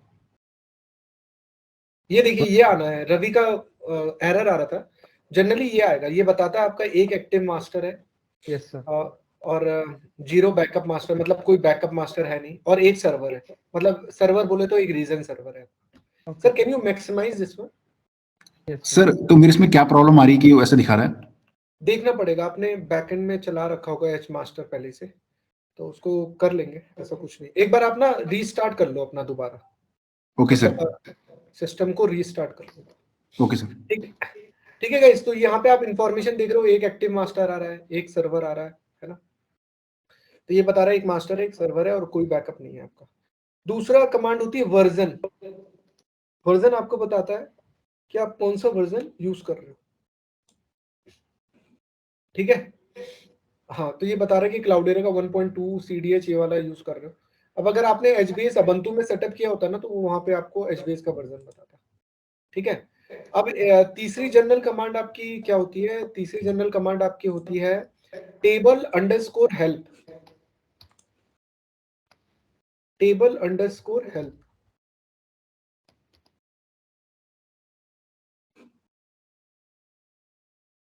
हाँ, तो यहाँ पे आप देख सकते हो टेबल अंडरस्कोर हेल्प में आपको बता रहा है कि आप कैसे कैसे कौन सी टेबल कैसे टेबल को अनेबल कर सकते हो, फ्लश कर सकते हो, एक्सेस कर सकते हो, मतलब ये सारे का सारा काम होता है।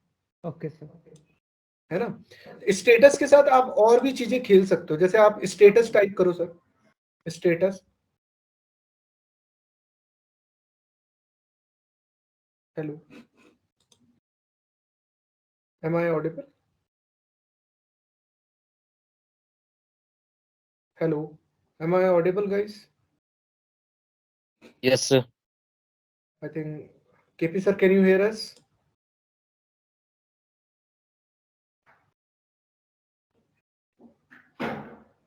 I think we lost KP sir. KP sir, are you there?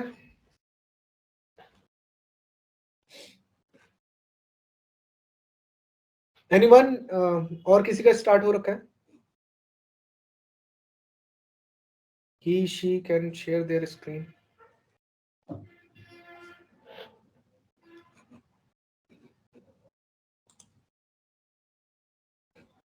Neha is there.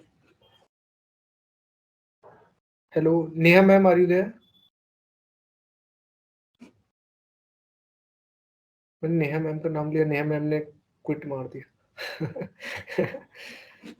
Shweta Sinha ma'am, ma'am आप भी।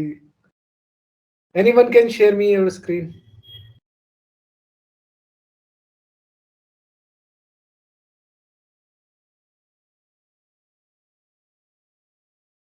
Hello, hello.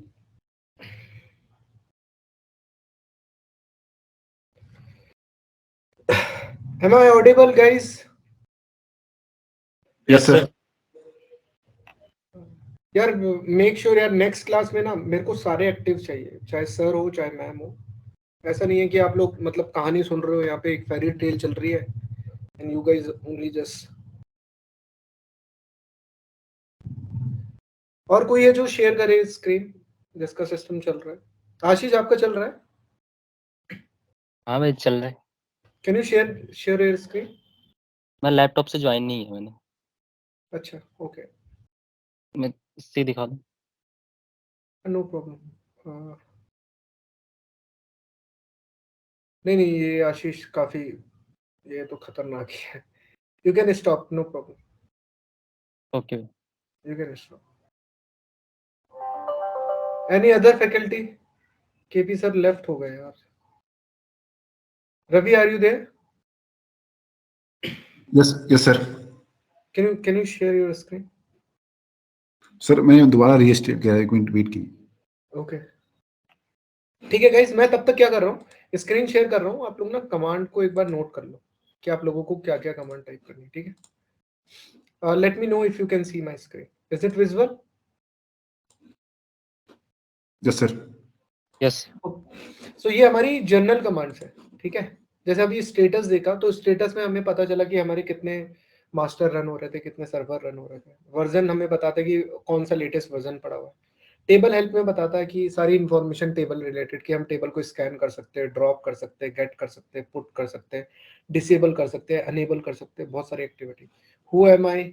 सो ये इनका सबका पहला लेटर कैपिटल है लेकिन स्मॉल रखना, ठीक है। तो ये सारी कमांड आप लोग लिख लो साइड में। तो ये जनरल कमांड है जो कि आपको पता होना चाहिए। अब जैसे स्टेटस से रिलेटेड है, आप अगर स्टेटस सिंपल करोगे ना तो आपको सारी सिंपल इंफॉर्मेशन बताएगा। और समरी देखना चाहो तो पूरी स्टेटस की समरी बता देगी, कौन सा सर्वर है, क्या नाम है, क्या है। डिटेल देखना चाहते हो, स्टेटस स्पेस डिटेल दोगे ना तो आपको सारी डिटेल बताएगा। तो ये स्टेटस से रिलेटेड सारी कमांड है। जैसे नॉर्मल स्टेटस टाइप करते तो ये आता था, ठीक है। अब मेन है जैसे table management command. Table management related command कौन कौन सी होती है आपकी? क्रिएट हो गई, list, describe, disable, disable all, enable, enable all, drop, drop underscore all, ये show filter, alter, alter state. So ये टेबल मैनेजमेंट कमांड है। मतलब आप कैसे टेबल को क्रिएट कर सकते हो, मैनेज कर सकते हो, ये सारी की सारी एक्टिविटी आप टेबल के साथ कर सकते हो। है ना, टेबल मैनेजमेंट रिलेटेड कमांड है ये सारी की सारी। तो और अगर हम बात करें कि आप दिखा रहे हो कौन सी, इससे पहले वाली। ओके ये yes yes done, okay okay. Fine. So उसके बाद आती है कि हम लोग इसमें टेबल कैसे क्रिएट करते हैं। तो आप अगर देखोगे तो मैं इन टेबलों को लिख करके भी देखना आप लोग। तो मैं सबसे पहले, अच्छा नोटपैड में मैंने लिखा हुआ है, तो मैं नोटपैड को जूम करता हूँ और इसका फॉन्ट साइज थोड़ा बढ़ा देता हूँ कि आप लोगों को देखें। तो अगर जिन जिन के चल रहे हैं नेट, तो वो अपना एक्टिविटी स्टार्ट कर दे अगर कोई मेरे को दिखाए। तो सबसे पहली जो कमांड है टेबल क्रिएट करने के लिए, क्रिएट लिखा, टेबल का नाम लिखना होता है। तो हमने सिंगल कोड में टेबल का नाम दिया है, ठीक है। एक्चुअली में मैं इसलिए नहीं कर पा रहा हूँ, मेरे सिस्टम में मैंने डाला नहीं है। मेरे पास जो पड़ा हुआ है ना वो ह्यू सर्वर पड़ा हुआ है। अगर मैं आपको दिखाऊं, मेरे पास जो पड़ा हुआ है वो ह्यू पड़ा हुआ है।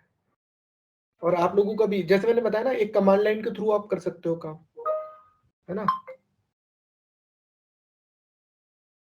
तो यहाँ पे आप देख सकते हो कि एक ह्यू सर्वर मिलता है आपको, मैं अभी आपको एक्सेस करवा दूंगा। तो वहां पे आप लोग देखोगे पोर्शन, यहाँ पे आपको HBase दिख रहा होगा। तो यहाँ से भी आप काम कर सकते हो, लेकिन ये पूरा मैनुअल टाइप है। आप देखोगे ना तो ऐसे बनता है। मैं अगर यहाँ पे टेबल का नाम लिखूंगा, जैसे मेरी एम्प्लॉय टेबल है, यहाँ वहां तो आपको कमांड लाइन के थ्रू करना है, CLI के थ्रू। यहाँ पे जो आपको मिलता है, जैसे मेरे को एम्प्लॉय है, फिर नेम है, नेम CI जो भी रखना है। तो अब मेरे को कॉलम फैमिलीज बनानी है, तो मेरी एक कॉलम फैमिली मान लो पर्सनल है, ठीक है, पर्सनल है। एक और ऐड कर दी मैंने कॉलम फैमिली। अब इसमें ये बोल रहा है कि मैक्स वर्जन ये बता रहा है कि आपको कैसे रखना है, ये इतनी सारी टेक्निक्स होती हैं। तो अभी मैं डिफॉल्ट रहने देता हूँ। फिर ये बोल रहा है कि 3। अब इसमें आप फर्दर आप वो बना सकते हो अपने bloom filter, time to live, okay, add an additional column family. ये कब दूसरी बना सकते हो प्रोफेशनल नाम से। ये UI इंटरफेस है। मेरे पास मेरे को तो एक्सेस मिला हुआ है, तो मैं वहां पे काम कर रहा हूँ। ऐड कॉलम प्रॉपर्टीज, तो इसमें आप कॉलम की प्रॉपर्टीज ऐड कर सकते हो।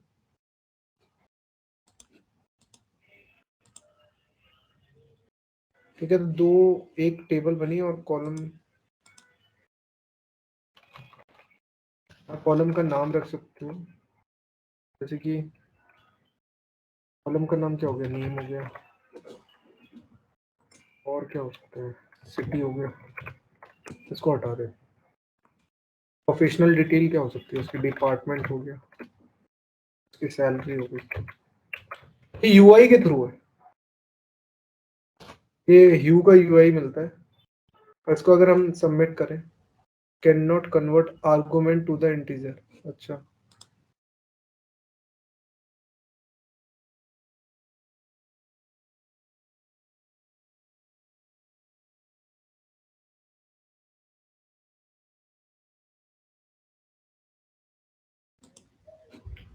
एक मिनट, UI में थोड़ा सा submit, can not convert argument to the integer, इसको अभी रहने देते हैं UI। अभी किसी का अप हुआ क्या, किसी का अप हुआ क्या machine? Hello KP sir, are you back? Sir मेरे सिस्टम में तो नहीं आ रहा है इंटरनेट, लेकिन मैंने मोबाइल से ज्वाइन किया है तो अच्छा। लेकिन क्लाउड का चल रहा है मेरे इस पर। अच्छा, तो आप लोग सबसे पहले ये कमांड टाइप करके देखो गाइस, क्रिएट स्पेस एम्प्लॉय डालो, नेम, ID, कॉमा, फिर डेजिग्नेशन, सैलरी, डिपार्टमेंट, ये वाली कमांड डालो और एंटर करो। क्रिएट ID, आपकी स्क्रीन नहीं दिखाई दे रही सर। पंकज सर, हाँ क्या आप मतलब जो कमांड है ये उसको आप टेक्स्ट कर सकते हो तो इजी होगा वे में। हाँ लिख बिल्कुल रहा आप लोग, हाँ ये लीजिए, ये सारी लेकिन गाइस ध्यान रखना, केयरफुली टाइप करना कमांड को। मैं चैट बॉक्स में देता जा रहा हूँ आप लोगों को। ओके तो एंटर करें, तो ये वाली पहली कमांड ये टाइप करके देखो। रवि आपका अप हो गया क्या? Yes sir. हाँ तो एक बार शेयर करो आप अपनी स्क्रीन। Okay sir.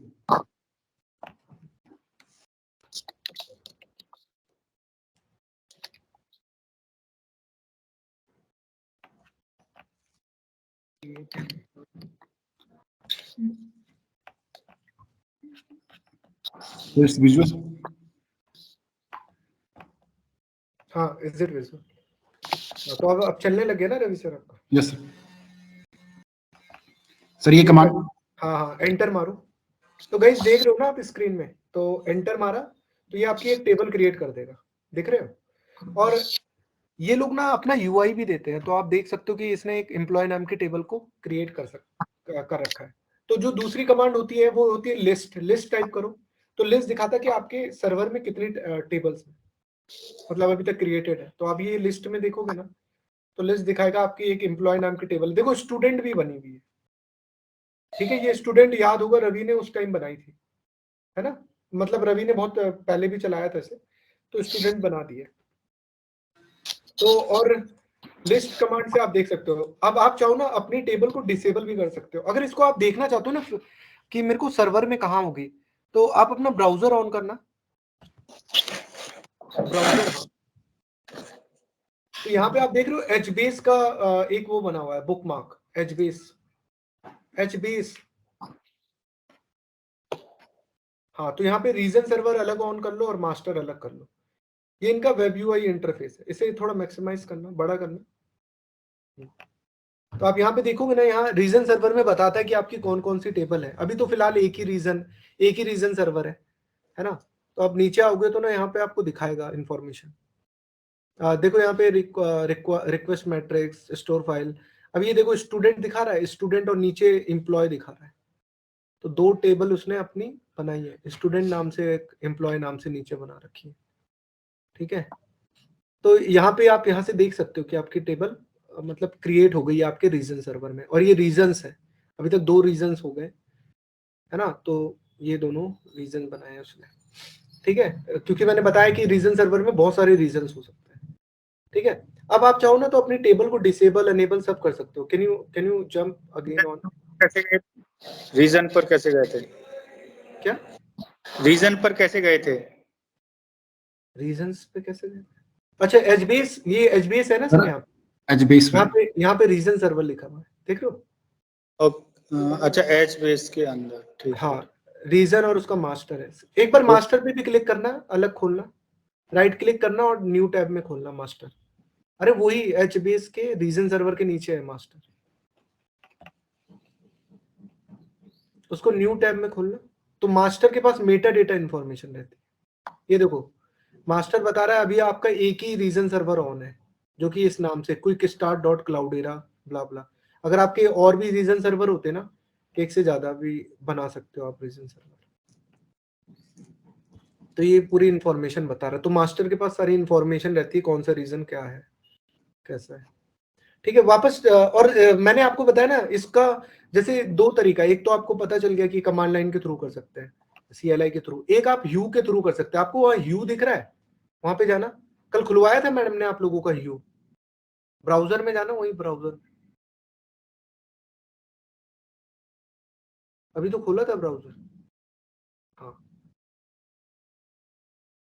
मैम ने खुलवाया था आप लोगों का ह्यू। Firefox already running but it is not finding to open। ओके, ह्यू पे क्लिक करो। तो ह्यू पे बाय डिफॉल्ट शायद आप लोगों का क्लाउडेरा होता है, मतलब यूजर नेम और पासवर्ड दो। देखो हाँ खुल रखा है, आप लोगों ने कल काम किया होगा यहाँ पे। तो यहाँ पे साइड में एक ऑप्शन आता है, वहां से भी आप एचबेस में काम कर सकते हो। तो एचबेस में तो वहां पे देख रहे हो कोई कमांड टाइप करनी नहीं है आप लोगों को। तो यहाँ लेफ्ट हैंड साइड में देखो आपका आ रहा है एचबेस का ऑप्शन आ रहा हो। अरे ये तो आप इधर उधर कहाँ चले गए?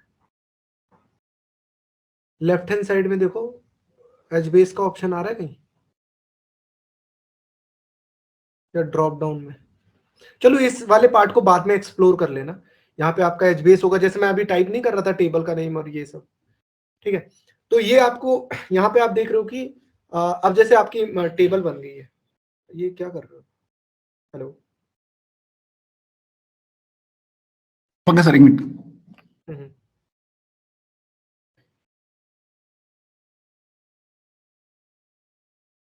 तो टेबल सबने बना ली है।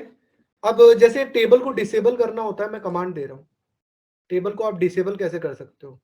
टेबल को डिसेबल करना है तो डिसेबल लिखो और सिंगल कोट्स के अंदर टेबल को लिखो।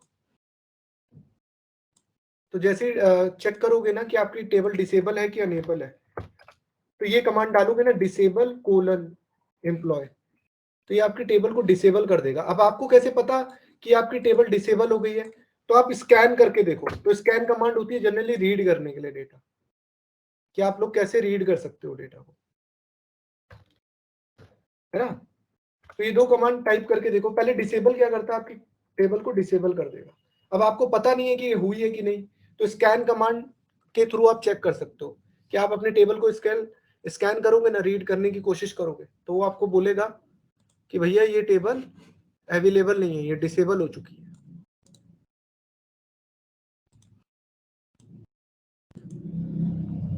देखो मैसेज आ रहा है, क्या क्या आ रहा है मैसेज? थोड़ा ऊपर करो, थोड़ा सा, हाँ, जहां जहां स्कैन कमांड डाली थी।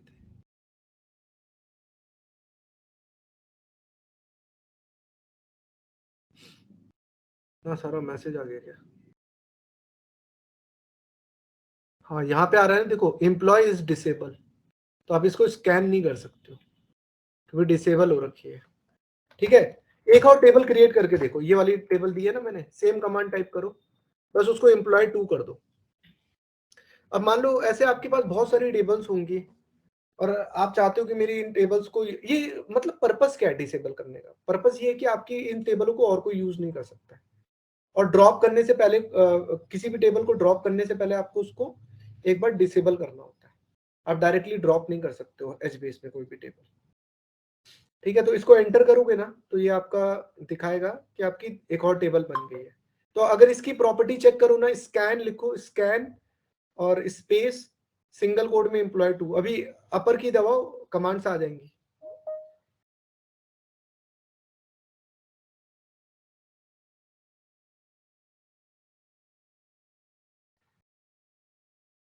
हाँ, एम्प्लॉय 2 करो इसको,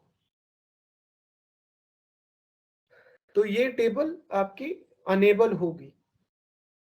इसको स्कैन कर सकते हो आप, यानी इसका डेटा आप रीड कर सकते हो। बता रहा है ना कि अभी इसके अंदर ना कोई रो बनी है, ना कोई कॉलम सेल्स बने हैं। ठीक है, और अगर आपको ऐसी एम्प्लॉय नाम से बहुत सारी टेबलें अगर बनी होती, अगर सबको एक साथ डिसेबल करना होता है, तो आप मतलब एक से ज्यादा टेबलों को आपको डिसेबल करना होता है, तो उसके लिए आप लोग क्या कमांड यूज कर सकते हो? ये वाली कमांड यूज कर सकते हो, डिसेबल अंडरस्कोर ऑल स्पेस ई नाम से जितनी भी टेबल हो सबको डिसेबल कर दे। ठीक है, अब इसको अनेबल भी करना होता है, तो आप चाहो तो अपनी टेबलों को अनेबल भी कर सकते हो। मतलब अगर टेबल अनेबल है ना, तो आप उसमें सारे ऑपरेशन कर सकते हो, राइट, रीड, अपडेट सारे। और अगर आपकी टेबल डिसेबल है तो आप उसमें कुछ भी नहीं कर, यस कर दो उसको। बोल रहा है ना, disable the about 2 table, yes, Y, enter. ठीक है, तो ये आपकी दोनों टेबलों को डिसेबल भी कर देगा। ऐसे ही आपको अनेबल करना है ना, तो आप लिखो अनेबल, ENABLE, अनेबल, और उस टेबल का नाम लिख दो, तो आपकी टेबल को वो अनेबल भी कर देगा। ठीक है, अब चलो थोड़ा सा एक्टिविटी करते हैं कि हम लोग डेटा डाल के देखते हैं, टेबल बनाते हैं। तो अभी ना मैं कॉलम फैमिलीज ऐसा कुछ बना नहीं रहा हूँ, अभी मैं सिंपल काम कर रहा हूँ। आप लोगों को मेरे को ना कॉलम फैमिलीज ये सब बना के लाना होगा। अभी अभी मैं जो दे रहा हूँ आपको एक्टिविटी, ठीक है, अभी क्या है, आप सबसे पहले एक स्टूडेंट नाम की टेबल बनाओ। यहाँ पे देख रहे हो कमांड, स्टूडेंट नाम की एक टेबल बनाओ।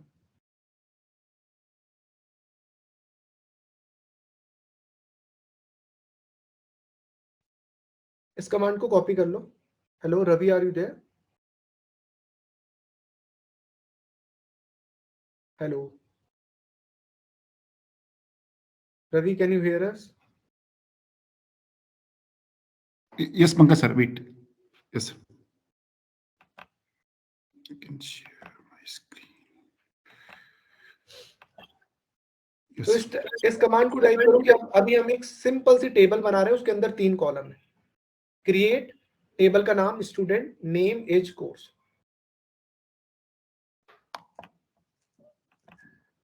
ठीक है, एंटर मारो तो ये आपकी स्टूडेंट वैसे बोल देगा ऑलरेडी एग्जिस्ट, है ना। स्टूडेंट 1 कर लो इसको, एक बार अपर की दबाओ, हाँ स्टूडेंट 1 कर लो। ठीक है, स्टूडेंट 1 कर लो। ठीक है, अभी एक हम टेबल बना रहे हैं स्टूडेंट 1, उसके अंदर 3 कॉलम है, नेम, एज, कोर्स। ठीक है, एंटर मार दो। अब ये देखो, अब हम लोग ना कैसे काम कर रहे हैं ये देखो। अब मैंने 3 कमांड दिए, 1 बाई 1 एंटर करना। इसको पहले नोटपैड में सेव कर लो। अब पुट कमांड होती है जिसके थ्रू आप डेटा डाल सकते हो उसके अंदर। तो आप देख रहे हो पुट स्टूडेंट 1 करना। अब पंकज, ठीक है, पंकज मेरी अब क्या हो गई, रो की हो गई। याद है आपको, मैंने रो की पढ़ाई थी आप लोगों को। तो पंकज एक रो की हो जाएगी। उसके अंदर नेम है, नेम मेरी एक कॉलम फैमिली हो जाएगी। इसको पहले नोटपैड में कॉपी कर लो, समझाने के लिए आसान रहे।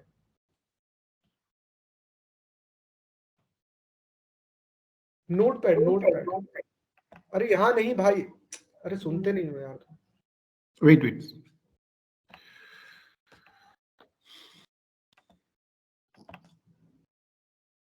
टाइप कर दिया अंडरसेंट, चलो कोई नहीं, नोटपैड सर्च करो।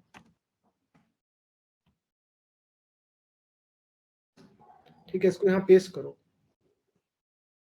ठीक है, इसको थोड़ा सा फॉन्ट बड़ा करो, साइड में ड्रैग, एडिट में जाओ, फॉन्ट लास्ट में है फॉन्ट। ठीक है, इसको फॉन्ट 10 दिख रहा है, उसको बढ़ा दो, 16 18 कर दो। ठीक है, ठीक है, तो अभी यहाँ पे देखो पुट स्टूडेंट, स्टूडेंट क्या हो गई, मेरी टेबल का नाम हो गया। पंकज मेरी एक की हो गई। और इस पंकज के अंदर अब जैसे नेम है ना, नेम को मैंने एक कॉलम फैमिली बना दिया। अब नेम के अंदर भी एक फुल नेम डाल दिया, एक और कॉलम डाल दिया, और उसकी वैल्यू क्या पास कर दी, पंकज सिंह पास कर दी। फिर अनदर अगेन स्टूडेंट पंकज है। एज मेरा अनदर कॉलम हो गया, उसके अंदर मैंने परसेंटेज एज नाम का एक कॉलम बना लिया, उसकी एज दे दी मैंने, प्रेजेंट एज दे दी 24। ऐसे ही परसिंग, तो इसको 1 बाई 1 यहाँ स्टूडेंट 1 कर दो हर जगह बस, क्योंकि इन्होंने जो टेबल बनाई है उसका स्कीमा हो दिया 1 1 1। अब इसको 1 बाई 1 एक बार एंटर कर दो। ऐसे और भी इंफॉर्मेशन है। अब जैसे कि ऐसे ही मेरे को अगर दूसरा किसी का इंफॉर्मेशन चाहिए, तो यहाँ मैंने और भी डेटा दिया, जैसे कि यहाँ नेहा, और इसको भी डालना है। इसको वहां पे टाइप कीजिए, इस लाइन को मिटाइए, पहले डिलीट कर दीजिए। हाँ, अब 1 बाई 1 एक लाइन को पेस्ट करिए और एंटर करो। हाँ एंटर, ठीक है, एक रो एंटर हो गई। ठीक है, ऐसे ही उठाइए।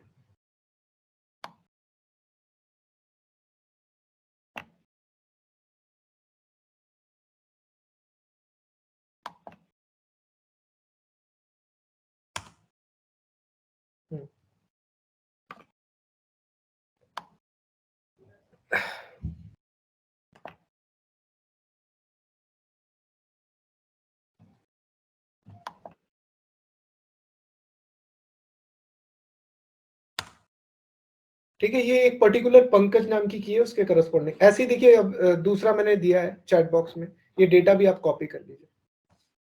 ठीक है, फिर हम पूरा ओवरऑल रिकॉर्ड देखेंगे कि कैसे हमने उसमें इंसर्ट किया हुआ है।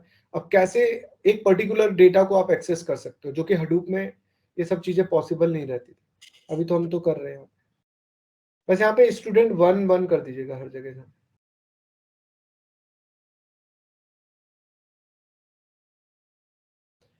हर जगह स्टूडेंट 1 कर दीजिए। तो अब देखिए, ये दूसरी रो की उठा ली हमने, नेहा नाम की। तो अगर मेरे को पर्टिकुलर नेहा नाम की कुछ भी इंफॉर्मेशन चाहिए होगी ना, तो मैं डालूंगा, और ये कैसे डेटा स्टोर कर रहा होगा ये भी आप रीजन सर्वरों में जाके देख सकते।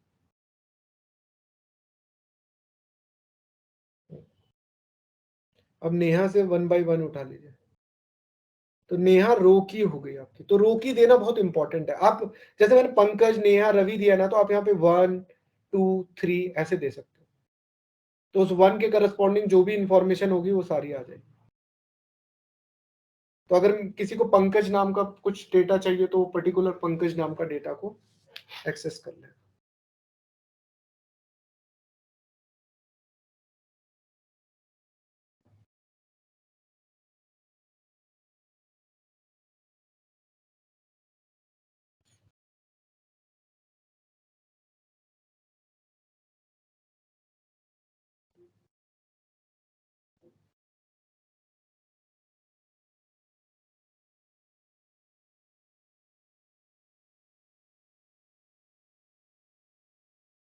ठीक है, ये 2 रहने दीजिए रवि। अभी अभी हाँ, एक और काम कर लेते हैं, एक और लाइन लिख लो रवि वाली बस। अभी मैंने आपको एक और बेनिफिट बताया था ना कि अगर कोई कॉलम नहीं होगा, जैसे अभी रवि वाली की है, उसमें हमने सिर्फ फुल नेम डाला है, बाकी की 2 इंफॉर्मेशन नहीं डाली है, तो कोई फर्क नहीं पड़ेगा, वो स्पेस नहीं घेरेगा वो कॉलम। जैसे अभी रवि वाली की के लिए सिर्फ रवि की इंफॉर्मेशन दे रहे हैं। ये आप शेल से बाहर आ गए क्या? कंट्रोल सी क्यों दबा दिया? दोबारा एचबीएस शेल लिखे, शेल से ही बाहर आ गया। एचबीएस लिखिए, एचबीएस शेल।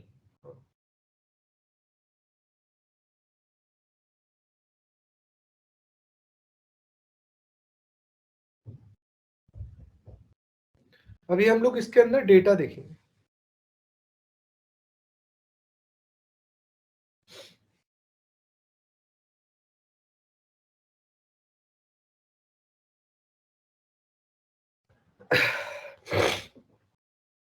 हाँ, लास्ट वाली कमांड टाइप कीजिए।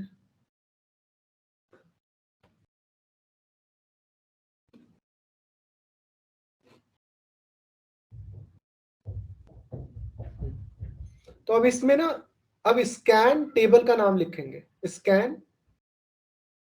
अब मान लो ऐसी इंफॉर्मेशन है आपके टेबल के अंदर, स्कैन टेबल का नाम, स्कैन स्पेस टेबल का नाम स्टूडेंट 1 है ना, अब टेबल क्यों लिख रहे हैं? 2 सिंगल कोट के अंदर टेबल का नाम लिखिए।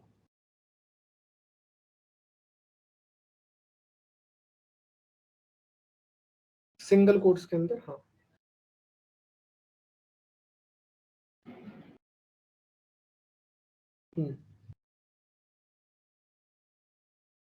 तो अब ये देख रहे हो सारी इंफॉर्मेशन। तो रो कौन कौन सी बनी हमारी? 3 रोज बन गई, नेहा नेहा नेहा, पंकज पंकज, और रवि की सिर्फ एक ही इंफॉर्मेशन। और कॉलम सेल्स कैसे बन रहे हैं? देखो कॉलम क्या है हमारे पास? एज। एज एक कॉलम फैमिली है हमारे पास, उसके अंदर कौन सा है कॉलम? है प्रेजेंट एज, ऐसे परसुइंग और फुल नेम, और उनके करस्पॉन्डिंग वैल्यूज हमारी दी है, और टाइम स्टैम्प भी दिया है कि कब कब ये डेटा जनरेट हुआ है, कब कब ये अपडेट हुआ है ये डेटा,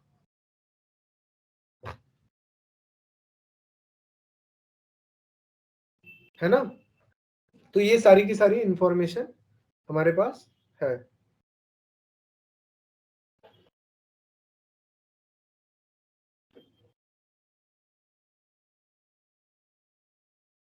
ठीक है, अब जैसे कि हमें,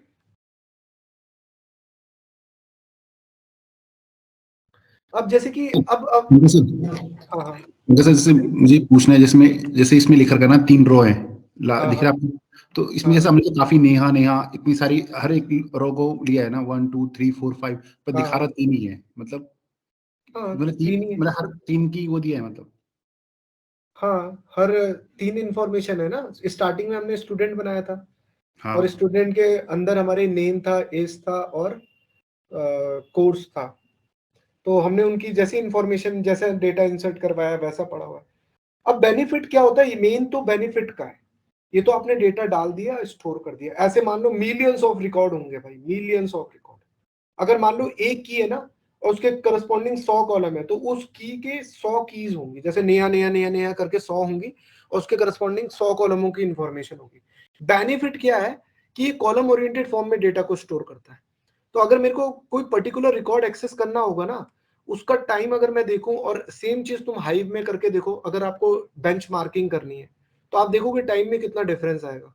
सेम डेटा आप हाइव की एक टेबल बनाओ, उसमें डालो, और एक सिंपल सी क्वेरी डालो एक पर्टिकुलर रिकॉर्ड को फेच करने के लिए, और सेम चीज अगर आप इसमें करोगे तो सेम चीज बेनिफिट पाओगे। ठीक है, तो अभी एक कमांड दे रहा हूं कि आपको अगर मान लो एक्सेस करना है स्टूडेंट 1 से पंकज को एक्सेस करना है, तो कैसे करोगे? आप लिखो गेट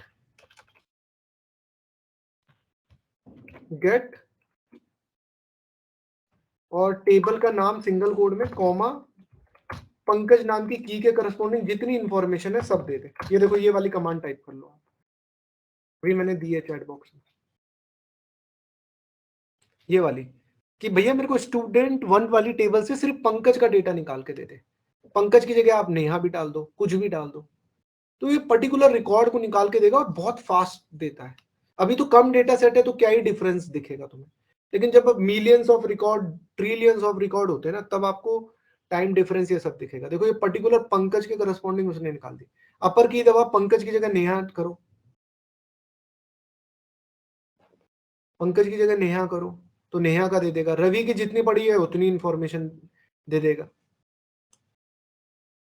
और अगर आप चाहते हो ना कि भैया उसके अंदर भी, पंकज के अंदर भी जाकर वो मुझे पंकज की किसकी नॉलेज दे दे, पंकज के फुल नेम मतलब पंकज का वो दे दे, प्रेजेंट एज दे दे कि पंकज की प्रेजेंट एज क्या है, तो आप चाहो तो पर्टिकुलर इंफॉर्मेशन को भी एक्सेस कर सकते हो यूजिंग गेट कमांड।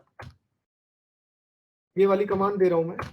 ऐसे आप चाहो तो प्रेजेंट को भी निकाल सकते हो, चैट बॉक्स में शेयर किया मैंने। आप उसके अंदर फर्दर की को लिख दो तो पूरा की वैल्यू पेयर की तरह काम करता है।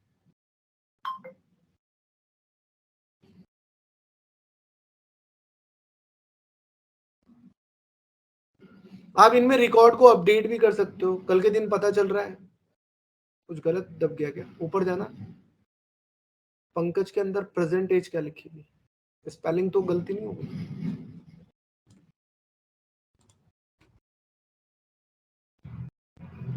हाँ यार गलत स्पेलिंग लिख दी थी शायद, नहीं नहीं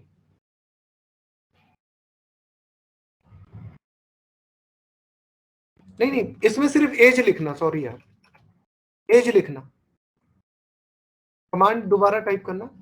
मैं तो सीधा कॉलम फैमिली का नाम आना चाहिए ना, कॉलम फैमिली तो लिखी नहीं मैंने, अपर की दबाना, हाँ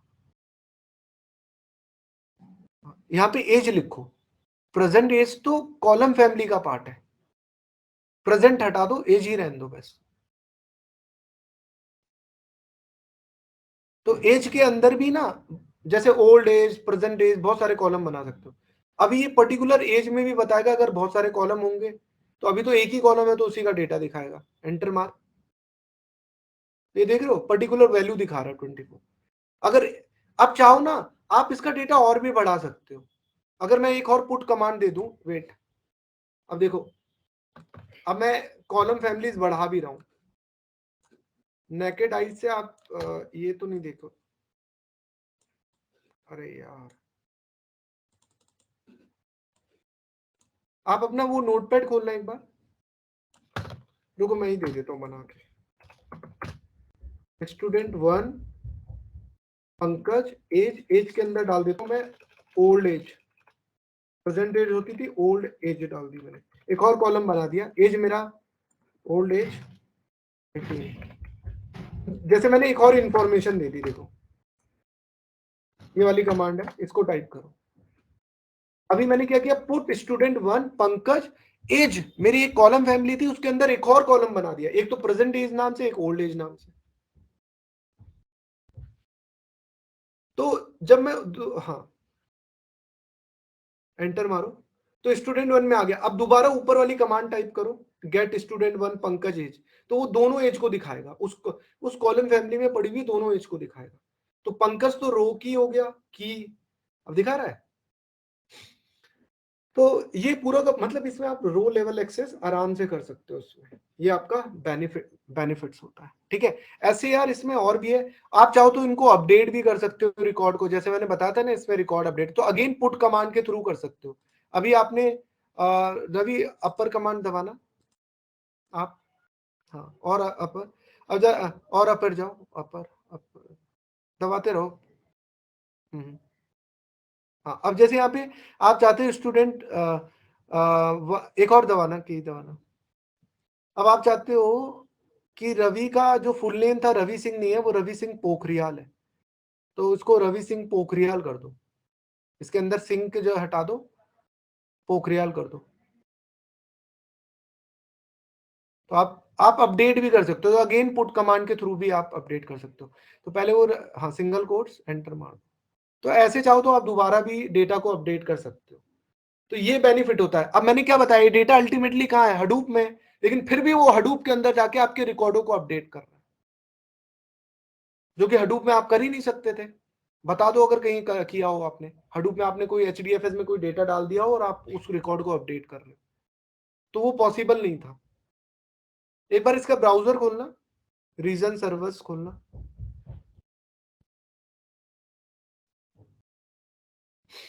हाँ इसको थोड़ा और भी एक्सप्लोर करना है यार। बहुत HBase छोटा मोटा टॉपिक नहीं है, बहुत बड़ा है। ये तो आप लोगों को सिर्फ एक स्टार्टअप था कि आप लोग मतलब देख सकते हैं कैसे काम कर सकते हैं इसमें। ब्लॉक कैचे बेस इन्फो, नीचे आना,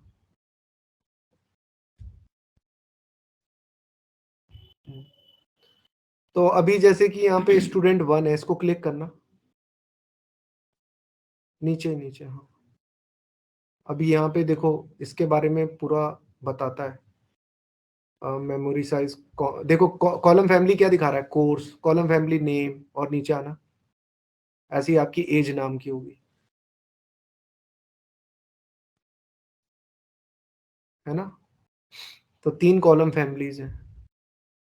थोड़ा ऊपर जाना,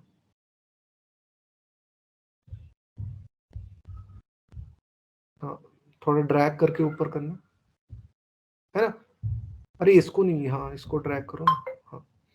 तो ये पूरा स्टूडेंट के 1 के बारे में, ये एक पर्टिकुलर रिकॉर्ड के बारे में बता रहा है कि उसके कौन कौन से, इसको एक्सप्लोर करना है इसका UI, आप लोगों को और भी चीजें पता चलेगी, लॉग्स देखना, इसके लॉग लेवल देखना, डिबग डम देखना, मैट्रिक्स डम देखना, तो काफी हद तक आप लोगों को इसको और भी क्लैरिटी आएगी, है ना। सो इस पर आप लोगों को एक एक्टिविटी दे देता हूँ कि आप लोग ना हाइव की कनेक्टिविटी HBase से बनाओ, मतलब हाइव के हाइव मतलब HBase की टेबल को कैसे रीड करोगे हाइव के थ्रू, तो ये आप लोगों के लिए एक टास्क है।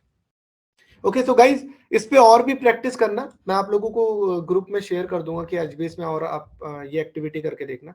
अभी हमारा ना इम्पाला का सेशन पड़ा हुआ है, तो एक बार मैं अपनी स्क्रीन शेयर कर रहा हूँ, इम्पाला को हम लोग कवर अप कर लेते हैं। तो till here anyone any question, any doubt, late me no.